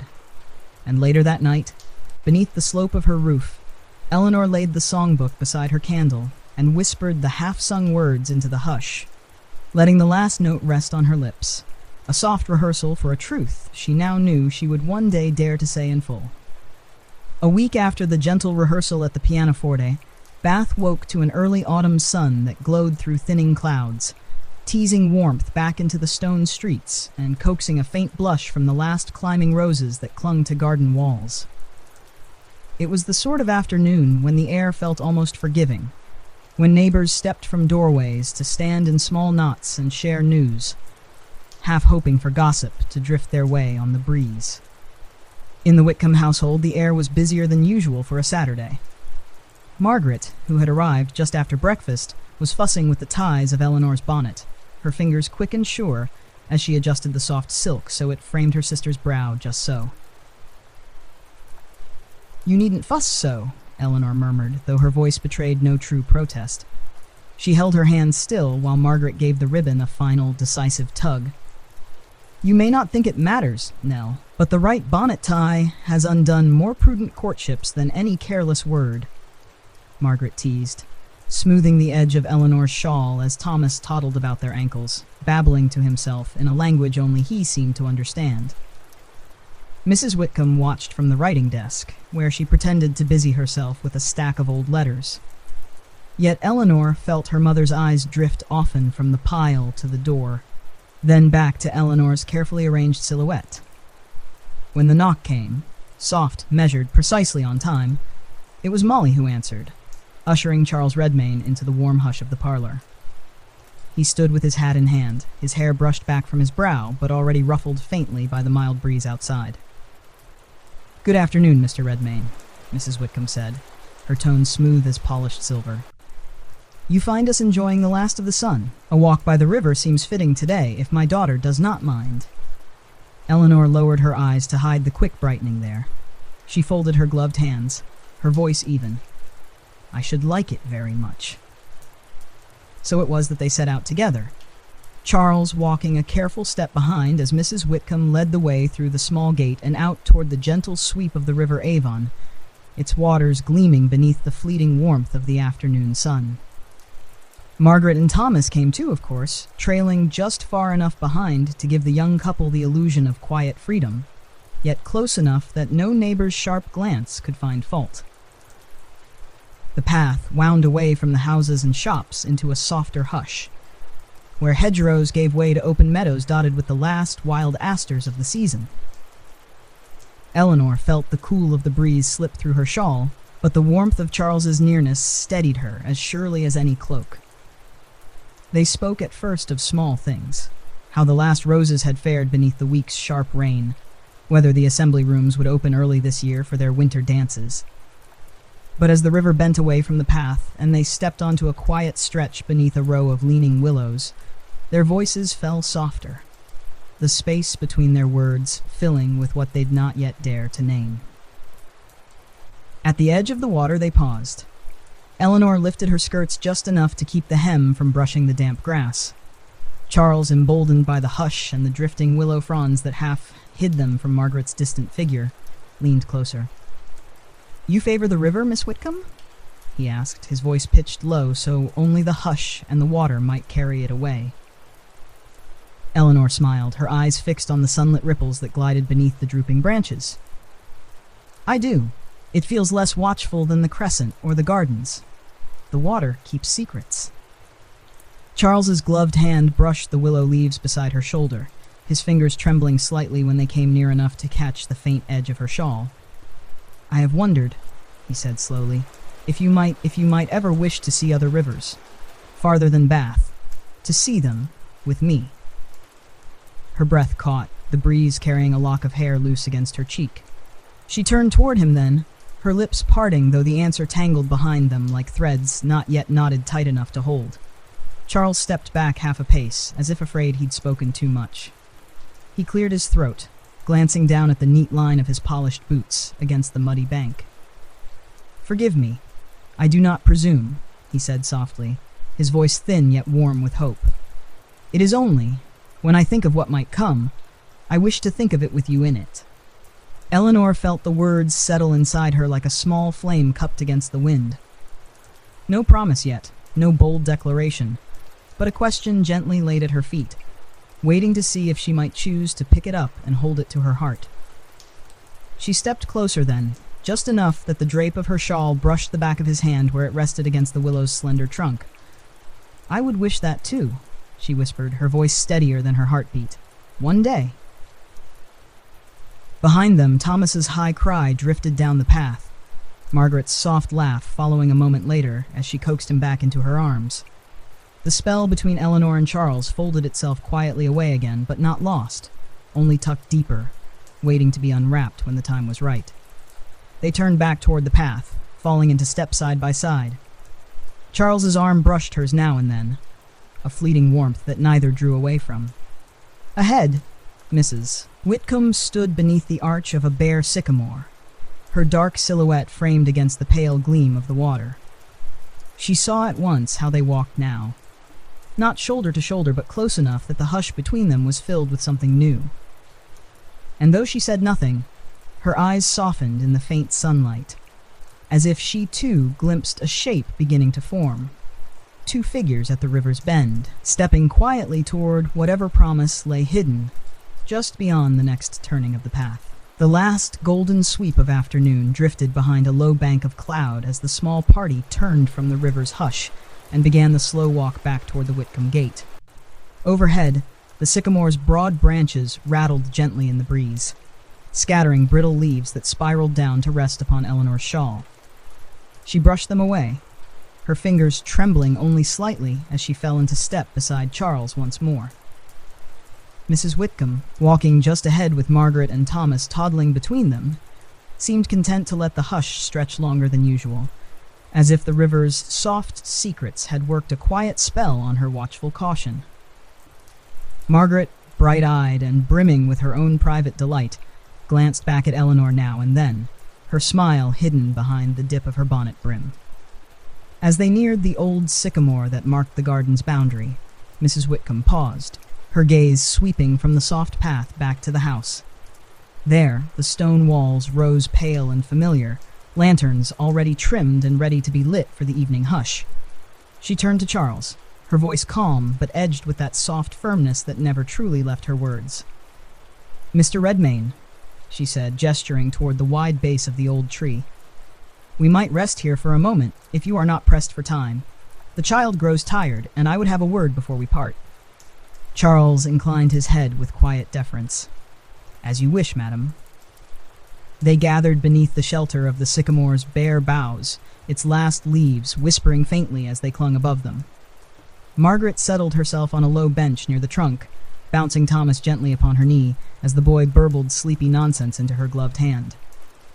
Mrs. Whitcomb stood a little apart, her eyes resting first on her daughter, then on Charles, weighing them together as one might weigh two threads before tying them into a single knot. "I do not keep my mind hidden when I see something worth its care," she began, her tone steady as the roots beneath her feet. "I have watched this friendship grow from polite greeting to something more delicate, more deserving of our caution." Eleanor felt the warmth rise at her throat, not shame, but the tremor of being seen so clearly, her careful secret held in her mother's unflinching gaze. Charles's hat turned slowly in his hands, his thumbs brushing the brim's edge as he met Mrs. Whitcomb's eyes without flinching. "I would not have it otherwise, ma'am," he said. "Your care is a gift to Miss Whitcomb, and so it must be a gift to me, if I may say it plainly." Mrs. Whitcomb's mouth curved almost imperceptibly, not a smile, but something softer than disapproval. She turned then to Eleanor, her eyes tracing the fine edge of her shawl where a pale thread had begun to fray. "You are young still, Nell," she said quietly. "The world beyond these walls will not guard you as kindly as we do here. Your name is your greatest shield. You must hold it tight." Eleanor met her mother's gaze with a steadiness she did not feel only weeks before. "I know, Mama," she said, her voice low but certain. "I do hold it, and I trust him to help me keep it so." A hush fell then, not cold, but close. Margaret glanced up from Thomas's sleepy hum to catch the drift of it, her eyes warm with an understanding only a sister could carry. Mrs. Whitcomb shifted her attention to Charles once more. "Mr. Redmayne, you are a careful young man, this I grant freely, but words must be more than polite when they stand at the edge of such matters." Charles drew in a breath that showed the faint tremor at his collar. "Ma'am," he said, his voice calm, yet threaded through with the quiet force of someone who had rehearsed these lines 100 times in the hush of his mind. "I have spoken little because the time has not yet asked for louder promises. But I mean to speak properly, when the hour is right. And I would not see her name handled loosely before that hour comes." He looked then to Eleanor, not boldly, but wholly, as if every breath in his chest belonged to the hush that held them both beneath the sycamore's sprawling boughs. Eleanor, standing with the hem of her shawl brushing fallen leaves, felt the truth of it settle into her bones, that this was no grand vow spoken for all the world to hear, no reckless promise shouted across an assembly room floor. This was smaller, softer, an unspoken pact forged in the hush beneath a bare-limbed tree, with the last scraps of sunlight slipping through its branches like threads of gold. Mrs. Whitcomb inclined her head just once, a small nod that carried more weight than any blessing uttered aloud. "Then you shall both hold to that care," she said simply, "and we shall speak again when the time demands it." Margaret rose then, shifting Thomas to her hip as the child tucked his head beneath her chin, already half dreaming of warm hearths and the quiet of his cradle. She caught Eleanor's free hand as they turned back toward the house, giving her fingers a soft squeeze that spoke more than any teasing word. Charles fell into step beside Eleanor as they passed beneath the sycamore's reach. Though his hand did not touch hers, the hush between them felt warm and certain, like a hidden flame carried safely through a gathering dusk. When they reached the gate, Mrs. Whitcomb bade Charles good evening with her usual polite distance, but Eleanor felt her mother's watchful gaze soften just slightly as Charles bowed low and met her eyes with that same steady promise. "Miss Whitcomb," he murmured as he stepped back onto the path, his voice low enough that only she could catch it. "I am more grateful than I know how to say." Eleanor lowered her gaze, the faint smile rising unbidden as she dipped into her curtsy. "Then say nothing more tonight, Mr. Redmayne," she whispered. "I have heard enough." As the gate swung gently closed behind him, the hush of dusk gathered the last of the sycamore's whispers, tucking their small, unspoken pact into the branches where no curious tongue might find it. And Eleanor, standing within the safety of the garden wall, let herself believe, for the first time without fear, that this quiet promise might yet carry them both beyond Bath's careful paths, into the soft, unwritten pages of something like forever. The days that followed their quiet pact beneath the sycamore tree slipped by in a hush of falling leaves and drifting chill. October's breath turned sharp along Bath's lanes, curling frost along garden gates at dawn, coaxing early hearth fires to life in parlour grates, that had slept all through the soft warmth of summer. Inside Whitcomb House, the change of season arrived in small ways. Heavier shawls draped over stair rails, fresh bundles of kindlings stacked near the scullery door, the faint, sweet drift of apples stewing for pies in the kitchen's warm heart. Eleanor felt the shift most keenly in the hush of her own room, where the last rose from the garden, the one she had gathered herself the evening before the frost, now lay pressed flat between the pages of her small book of ballads. Each night she touched it softly before sleep, her fingertips brushing its crisp edges like the echo of Charles's voice at the garden gate. It comforted her more than she could say, though Margaret teased her whenever she caught her sister gazing at the fragile bloom with that faraway hush in her eyes. Charles did not come to call so often now that the evenings grew short and chill. Instead, his words arrived folded neat in pale envelopes, the paper faintly cold from the walk through the misty lanes where the postman carried his careful secrets. Always the letter passed first through Mrs. Whitcomb's hands, her eyes skimming each line before she placed it, without word or frown, at Eleanor's place beside the hearth. These letters were gentle things, never too bold, never reckless. Charles wrote of small happenings. The first frost on Brock Street's garden wall, the lamplighter's boy who had begun whistling a new tune near Queen Square, the faint promise that the solicitor's senior partner might speak well of his diligence before Christmas came. Woven between these mild lines lay threads meant only for Eleanor's quiet reading. Questions left half-asked, wishes folded inside the shape of a sentence. One evening near November's edge, as the wind rattled the shutters and Margaret's laughter drifted up the stairs where she played with Thomas near the kitchen fire, Eleanor sat alone in the parlor. Before her, the hearth glowed with a steady, patient heat, the kind that seemed to gather secrets into its crackling hush. She slipped her latest letter from its envelope and let her eyes settle once more upon Charles's hand, steady and precise, yet bearing that tiny tilt at each E and N. A tilt that made her name feel like something whispered rather than written. Brock Street, Bath, Tuesday evening, Miss Whitcomb. The days shorten so swiftly now that I find myself counting each hour of light until Sunday draws near again. I hope this small note finds you warm and content within your mother's watchful walls. I cannot say what comfort it gives me to imagine you there, your shawl drawn close, your hands perhaps resting on the keys of your pianoforte, though no sound may drift across Brock Street's stones to reach me. My mother asks that you give yours her respects, and I am bid remind you that you are both welcome to call, should it please Mrs. Whitcomb to accept such an invitation. I would think it no small joy to show you our small hearth, though it lacks the grace yours surely keeps. Forgive my boldness in saying this much, but I find I am glad beyond telling that you stand beside me in such quiet understanding as we hold. I hope I do not presume. I remain faithfully. Charles R. She read it once, twice. Let the hush of the fire gather the unsaid promise into the space behind her ribs. Then, with her lamp burning low at her elbow, she fetched her own small sheet of ivory paper and smoothed it across her writing slope. Her reply came softly, without the tremor she had felt those first nights when her pen hovered and hesitated. Now she knew which words might live safely on paper, and which must wait for the hush between them to carry. Whitcomb House, Bath, Wednesday morning. Mr. Redmayne, your note brings warmth enough that the shortening days trouble me little.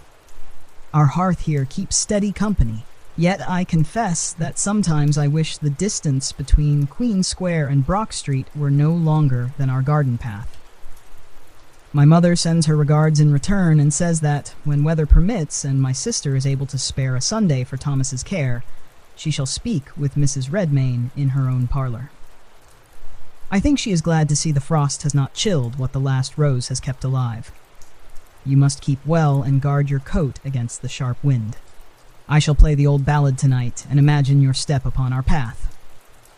Until Sunday, Eleanor Whitcomb. She folded the page with careful fingers, sealing it with the smallest drop of wax, the color of deep berry pressed into the hearth's warmth. She sat back then, letting her hands rest upon her lap, the hush of the room pressing in like a comforter pulled tight. Outside, the wind rattled the branches against the parlor windows. In that soft tapping, Eleanor heard no thread of gossip or the restless tongues of neighbors. She heard instead the small echo of Charles's voice, the promise not yet spoken aloud but living now in ink and firelight, and the hush that waited at the heart of each letter. She rose at last, slipping her reply into Molly's care for the morning's post. As she did, she caught her reflection in the parlor's tall glass, her bonnet draped across the chair behind her, her shawl slipping from one shoulder. In that faint, flickering mirror, she saw herself not as the child who had pressed her fingertips to the window waiting for a shadowed figure to appear, but as the young woman who now carried part of her future folded neatly inside a letter's thin paper walls. She banked the fire gently before she climbed the stairs, her mind humming with the hush of the old ballad she would play in the privacy of her room.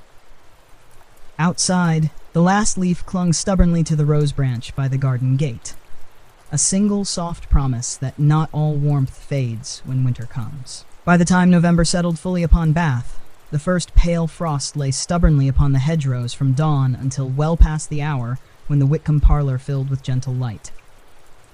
The hush of early winter brought with it more than a chill. It brought the promise of calls paid and returned, of parlours opened in cautious welcome, of families stepping slowly closer to a truth all already felt threading its quiet way beneath polite words. When Mrs. Whitcomb at last agreed to accept Mrs. Redmayne's invitation, she did so with a simple nod over her morning tea, her eyes resting a moment upon Eleanor's hands where they folded neatly in her lap. Margaret, catching the decision at once, could not help but smile behind the rim of her cup, her fingers tracing idle circles over Thomas's soft curls as he drowsed in her arms. "You shall wear your dove-gray gown," Mrs. Whitcomb said without preamble, setting her cup into its saucer with a gentle click. "And you will carry yourself as you have been taught, with kindness, but no more eagerness than is proper." Eleanor inclined her head, her reply a soft promise in itself. "Yes, Mamma." It was arranged that the visit would take place on a Sunday afternoon, when the streets lay quiet but for the clip of hooves and the distant toll of the Abbey bells. Eleanor woke early that day, her mind alight with a quiet thrill that neither the frost nor her mother's watchful calm could entirely chill. The walk to Brock Street was brisk, their breath misting faintly in the still air. Charles met them at the gate, his hat lifted with that small, steady grace Eleanor now knew so well. His mother, Mrs. Lydia Redmayne, stood just beyond the threshold of her neat townhouse, her figure framed by the warm glow of a small hearth flickering somewhere deeper within. It was a smaller house than Whitcomb's, but no less carefully kept, polished brass at the door latch, clean steps free of frost, neat ivy trailing its green ribbons along the stone. Within, the front parlour glowed with the muted warmth of a single lamp and the low, steady crackle of the fire. Mrs. Redmayne greeted them with a nod that carried all the weight of a woman who had long learned to guard both her pride and her modest comforts. Her smile was measured, but not cold, as she invited them in, guiding Mrs. Whitcomb to the place nearest the hearth, pressing Eleanor's gloved hand lightly in greeting as she passed. "I trust the walk was not too sharp," she said as she poured the first cup of tea, her eyes flicking from Eleanor's flushed cheeks to Charles's careful posture beside the mantel. "It did us good," Mrs. Whitcomb replied smoothly, her tone softening in the fire's glow. "A brisk walk keeps the mind clear." They spoke first of mild things, the early frost, the rising cost of coal, the latest news from the pump room and its stream of visitors who never truly dwindled, even as the cold crept closer. Charles stood near Eleanor's chair, not so close as to draw his mother's or Mrs. Whitcomb's quiet scrutiny, but close enough that she felt the hush of him at her shoulder, a warmth that steadied her heart when the older women's words turned, as they must, to more pointed matters. Mrs. Redmayne set down her cup with a soft chime. "Mrs. Whitcomb," she said, her voice even but edged with the faintest steel, "you know my Charles. He is diligent, though not yet of grand standing. He keeps to his duties. He bears my household well enough that my mind rests easier than it did when my husband first passed." Mrs. Whitcomb inclined her head, accepting the statement for what it was, neither boast nor apology, but a simple laying of cards upon the table. "He shows himself well," she said, and he does not speak idly. I value that more than grand promises spoken too soon." Charles shifted beside Eleanor, his breath a quiet note she felt rather than heard. He risked a glance down at her, then the hush of it a question she answered only by lifting her eyes to meet his, for the briefest, sweetest moment. Mrs. Redmayne caught the glance, though she did not remark upon it. Instead, she leaned back slightly, her palms resting on her neat lap.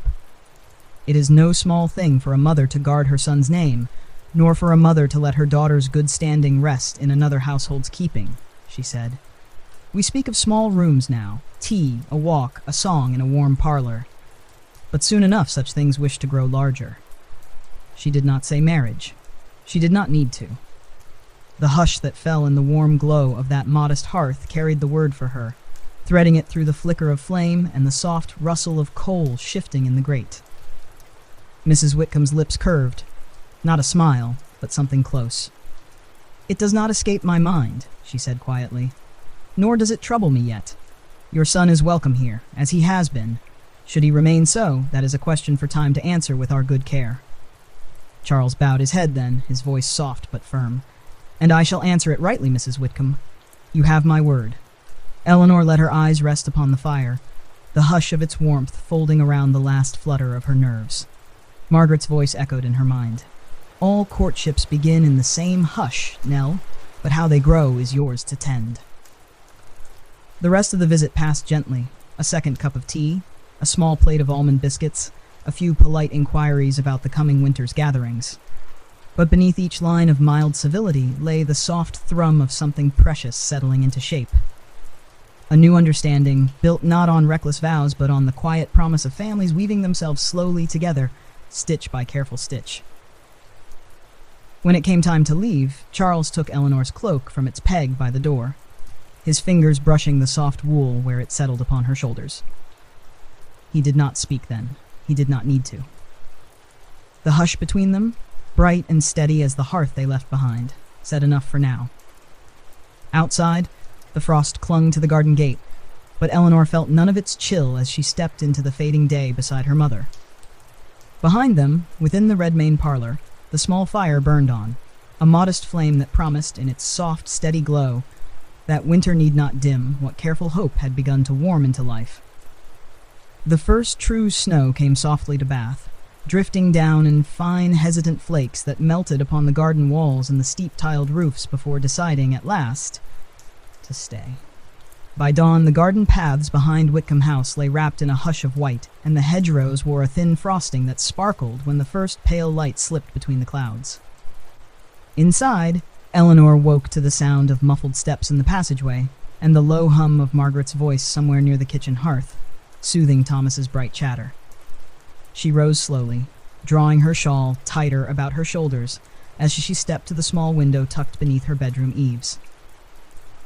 There, the familiar garden appeared utterly changed. The last rose boughs bent beneath their winter crowns.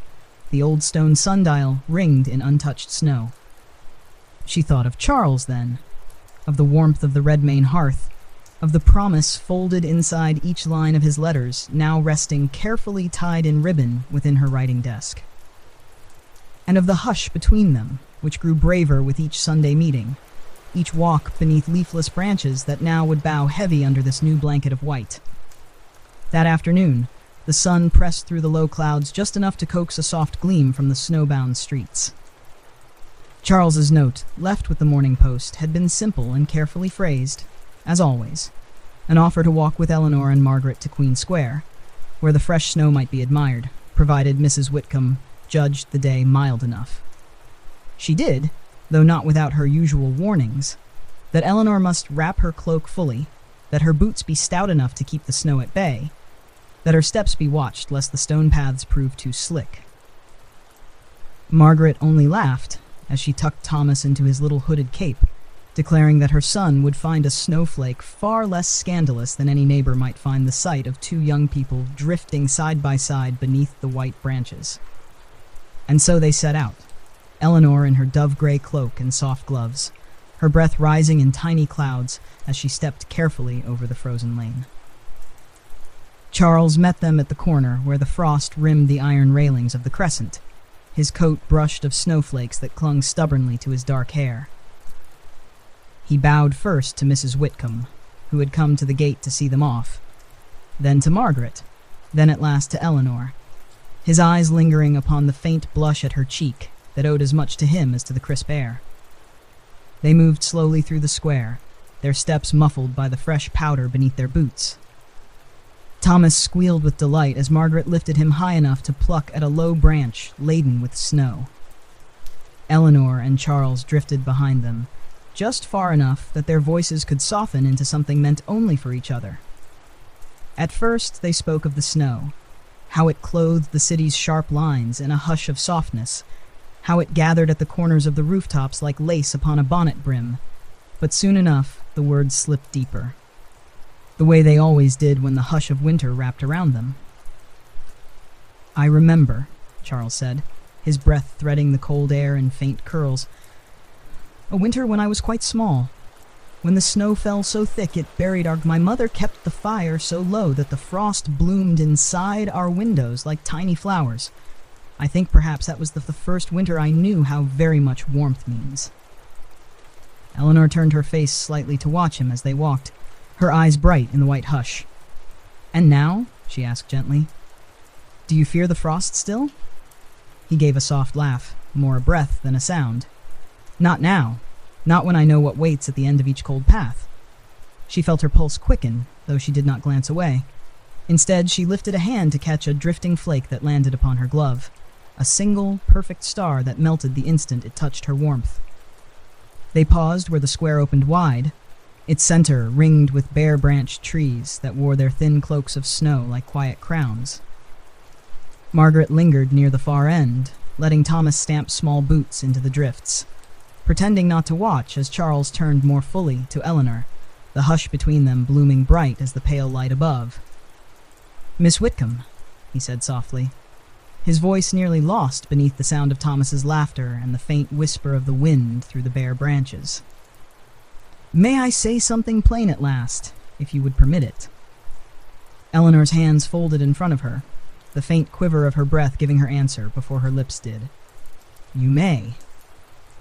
Charles glanced at the sky once, as if steadying himself against the hush of white all around them. Then he lowered his eyes to hers, his words spoken low, edged with a tremor that made them more true than any grand vow. "I wish," he said, "to walk beside you not only here, beneath the winter branches, but wherever paths may lead. When I think of my work, my modest roof, my small fires, I wish you there with me, filling each corner with your hush and your warmth." Eleanor's throat tightened with the sweetness of it, no reckless poetry, no grand promise painted with careless colors. Just the plain truth of his hope, spoken in the cold hush where no gossip or sharp tongue could twist it. She stepped closer then, her boots pressing faint prints into the fresh snow between them. She did not dare take his hand, not there where Margaret's watchful eye might catch the daring of it. But she lifted her gaze to his and let every hidden yes she carried bloom bright within her eyes. "I wish for that too," she whispered, "when the path is ready." Behind them, Thomas squealed at a sudden scatter of snow shaken down by a bird's passing wing. Margaret called out softly, her voice floating through the hush, a gentle reminder that the world waited still beyond this quiet square. Charles stepped back just enough that their proper distance settled around them once more. But his eyes shone with a warmth no frost could chill, a small flame that glowed clear, even as the white branches above caught the gathering dusk. As they turned back toward the gate, Eleanor felt the hush of snow slip inside her heart, a hush carrying the shape of her future footsteps, side by side with his, through seasons yet to come.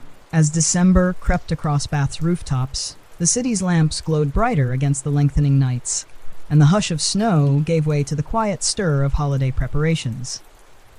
Windows flickered with candlelight behind drawn curtains, neighbors exchanged polite wishes over garden walls dusted with frost, and in the Whitcomb household the air seemed threaded with a hush that was part secrecy, part gentle promise. It was Margaret, naturally, who first named what no one yet dared say aloud. One quiet evening, as she smoothed Thomas's hair while Eleanor mended a small tear in her Sunday gloves, Margaret looked up from her sewing with that sly spark in her eyes. "The Christmas assembly will be announced soon," she said, her tone casual, though Eleanor felt her pulse quicken all the same. "They say it will be held at the upper rooms this year, and you know very well what an assembly means when a young gentleman's intentions lean steady as yours do." Eleanor bent her head lower over her stitches. "It is only a dance," she said softly, though the warmth at her throat betrayed her. Margaret gave a small laugh, just loud enough for Mrs. Whitcomb, seated at her writing desk near the hearth, to glance over with mild reproach. "A dance, yes," Margaret said, lowering her voice, "but the right dance at the right hour can settle more questions than a dozen letters. If he asks you for the waltz, Nell, mind you, stand steady. That is the dance that speaks for what comes next." Eleanor said nothing more then, but later, in the hush of her room, she laid her mended gloves beside her blue ribbon and the pressed rose she kept still, its dry petals curling at the edges now. She thought of the warmth of Charles's voice in the snowy hush at Queen Square. "I wish you there with me." And she let herself whisper, only to the hush of her pillow, "When the path is ready." When the invitation arrived, its heavy paper crisp and edged with faint gilt, Mrs. Whitcomb read it once at the breakfast table, then folded it with a quiet nod of approval. "We shall attend," she said simply, passing it to Margaret, who pretended not to beam over the rim of her teacup. The evening of the assembly dawned clear and sharp, the frost painted thick upon the railings and carriage steps. Inside Whitcomb House, Eleanor dressed by lamplight, her hair gathered back with careful pins that left a single soft curl to brush her temple. The pale gown she chose was the softest blue she owned, edged in tiny sprigs of white embroidery, modest but not plain, warm enough to pass a mother's cautious inspection, yet bright enough to carry a promise into the candlelit hall. At the foot of the stairs, Mrs. Whitcomb waited with her small, careful smile. Margaret stood beside her, Thomas left safely at home in his cradle, so that this night might belong wholly to Eleanor. The carriage ride was short, past the dark hush of Queen Square where the river's edge shimmered faintly beneath the moon, up the gentle slope toward the glittering entrance of the upper rooms where laughter and warm lamplight spilled into the crisp night air. Inside, the air was alive with polite conversation and the soft scrape of slippers on polished floors. Couples gathered beneath garlands of winter greenery, gloved hands brushing over plates of delicate biscuits, laughter hidden behind the flutter of lace fans. The musicians tuned their instruments at the far end of the great hall, their first notes slipping out like tiny birds testing the chill. Eleanor stood near her mother and Margaret at the edge of the room, her breath steady, but her hands folded tightly within her gloves. She felt the hush of eyes drifting to her now and then. Neighbors, old acquaintances, mothers who knew well enough how such evenings might end. But she felt none of it truly until Charles Redmayne appeared at the doorway. He wore no grand finery, only his best black coat, his cravat neat, his dark hair smoothed back, but for the small curl that always, no matter how carefully brushed, fell near his brow. His eyes found hers at once, a gentle light blooming there that banished the rest of the noise and color from the hall. He crossed to her with a bow first to Mrs. Whitcomb, low, respectful, then to Margaret, whose eyes danced with barely hidden delight. Then at last to Eleanor, who curtsied softly, her heart steady now beneath the hush of so many watching eyes. "Miss Whitcomb," he said, his voice pitched low enough for her alone, "may I beg the honor of the first dance?" She placed her gloved hand lightly in his arm, the hush between them blooming bright as the musicians struck up the first gentle notes. They stepped onto the floor together, no longer two shadows at a garden gate, nor two voices beneath snowy branches, but two figures moving in slow, careful time across polished boards beneath the glow of crystal chandeliers. At first, the dance was simple, a reel, polite enough that neighbors might nod in approval, mothers might watch with soft eyes. They spoke only small words between steps, the faint warmth of the hall, the softness of the violin's hush, the lightness of her dress sleeve brushing his coat. But when the music shifted, when the reels slowed and the floor cleared for the waltz, Charles did not step back. He bowed low instead, his voice softer than any hush the musicians might conjure. "May I?" he asked. Eleanor lifted her eyes to his, her breath steady, her heart no longer afraid. "Yes," she said, "You may." The waltz began. A slow turn, a step, a breath held as the world seemed to slip beyond the walls of the upper rooms. She felt the warmth of his hand upon her gloved one, the soft firmness of his palm at her back, the hush of his breath near her ear as they moved in gentle circles beneath the drifting notes. Around them, the polite murmur of Bath's watching eyes faded until there was only the hush of the dance, the warmth of the hall, and the faint echo of a promise long hidden now blooming bright in each measured step. When the waltz slowed at last, their hands drifted apart, the hush of the floor returning as the next pair stepped forward. But Charles's eyes held hers a moment longer, long enough that in that gentle hush, Eleanor heard what words would come soon enough, spoken not here among music and watchers, but in the quiet of some smaller room beneath the warmth of a modest hearth that would soon be theirs together. And when he bowed low to her once more, Eleanor's curtsy held no tremor at all, only the soft certainty that this hush, once so fragile, now carried the shape of something more enduring than any winter frost. The last notes of the waltz lingered in Eleanor's mind long after the chandeliers of the upper rooms dimmed, long after the carriages wheeled away from the snowy sweep of Queen Square. In the hush of that carriage ride home, she sat beside Margaret, her gloved hands resting in her lap, the faint warmth of Charles's touch still humming through her sleeves like a soft ember against the frost outside. Mrs. Whitcomb said little on the ride. She only watched her daughter with that quiet, measuring gaze that held no sharpness now, only a sober acceptance that some small girlhood hush had folded itself away, making room for what came next. Back at Whitcomb House, the lamps were drawn low as Molly ushered them inside, her careful hush broken only by the soft creak of the stair, as Eleanor climbed at last to her narrow room beneath the eaves. There she loosened the pins from her hair, letting the last curl fall across her cheek as she laid her gloves and pale gown neatly upon her chair. She pressed her fingertips once to the little rose, now almost crumbling between its pages. A keepsake that had outlived summer's bloom, winter's frost, and every soft fear that had once made her heart flutter against the windowpane in restless waiting. She thought of Charles's voice at the end of the waltz, that soft promise caught on the hush between violins and polite applause. Soon, soon, I shall speak what must be spoken. 3 days passed.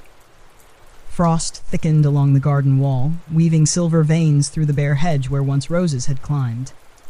A letter came, not from Charles this time, but from Mrs. Redmayne, its lines formal yet edged with a warmth that seemed to reach across the chill. In it, she asked for the Whitcombs' company at Brock Street that Sunday, not merely for tea, but for supper. An hour longer, a hearth warmer, an invitation that said plainly what no line dared spell out. On Sunday, Eleanor rose before dawn, her candle flame small but steady as she dressed in her dove-gray gown once more.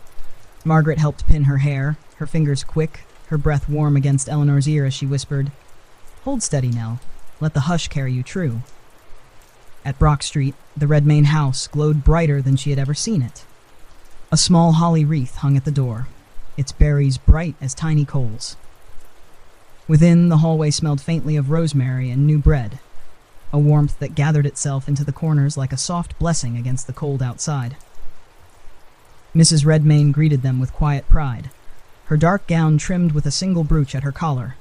Nothing lavish, only a small amethyst glinting faintly beneath the lamplight.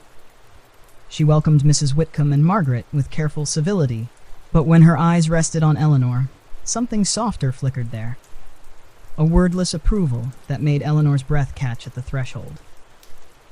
Charles was already waiting in the parlor. His coat hung neatly aside, his hands folded before the small hearth where a bright, steady flame whispered through the stacked logs. When Eleanor stepped across the room's hush to greet him, their eyes held for only a moment, enough to promise that tonight, at last, the hush might unfold into something spoken plain. The meal was modest but warm, soup and a simple roast, soft bread and stewed apples that filled the air with sweetness that clung to Eleanor's shawl long after she rose from the table. Conversation drifted gently from the weather's sharp turn to the slow rise of the holiday fairs that would soon fill Bath's squares with lanterns and green boughs. But beneath every mild word ran the same unspoken current. "Mrs. Redmayne's eyes meeting Mrs. Whitcomb's over the brim of a teacup, Margaret's small smile flickering as she dabbed Thomas's chin, the boy half dozing at her shoulder as if he sensed that this hush was not his to break. At last, when the plates were cleared and the candles burned low, Charles stood. He turned first to Mrs. Whitcomb, his hands steady though the hush that held him carried the faintest tremor. "Madam," he said softly, "I hope you might forgive me if I speak plain tonight, for the time feels right." Mrs. Whitcomb inclined her head once, not as mother alone, but as the keeper of Eleanor's quiet shield all these long months. "You may speak." Charles's eyes found Eleanor then, and all the hush of garden gates and snow-swept squares seemed to gather there, every letter, every stolen glance beneath rose boughs now pressed into the warm hush of this single moment. "Miss Whitcomb," he said, his voice low but clear, "I have no grand fortune, nor any name that will open more doors than your own, but what I have I place before you now, my small hearth, my modest roof, my work that I shall carry steady so long as breath is in me. I ask only, if you would wish it, that you might stand beside me to make that small house bright, to keep its corners warm, to walk each narrow path with me when the frost comes and when it lifts again." Silence held the room, not cold, but sweet, the hush of something fragile finally spoken aloud. Eleanor felt her throat tighten, but no fear flickered there now. She stepped forward until the hem of her gown brushed the hearthrug, her hands unfolding like petals that no frost might close again. "I wish that too," she whispered, her voice steady as the flame at Charles's back. "I wish only for that." A soft sound, Margaret's quiet exhale, Mrs. Redmayne's faint sigh, rose behind them as Mrs. Whitcomb leaned forward in her chair, her eyes soft with the weight of years. She spoke no blessing aloud, yet in her nod lay the hush of all that needed no words. When Charles reached for Eleanor's hand, he did not take it in secret. He held it in the warm light for all to see, gloved fingers curling through hers, a small, steady promise that the hush they had tended so carefully would live now not only between letters and garden gates, but within the four walls of a house yet to be truly theirs. Outside, frost clung to the stones of Brock Street, the lamps flickering faintly where the snow began to drift again. But within, the Redmayne hearth burned gentle and bright, its hush wrapping Eleanor's shoulders like a soft cloak of tomorrow. A tomorrow stitched from quiet courtesies, rose petals pressed between pages, and the gentle, unyielding warmth of two hearts that had waited long enough to speak what the hush already knew.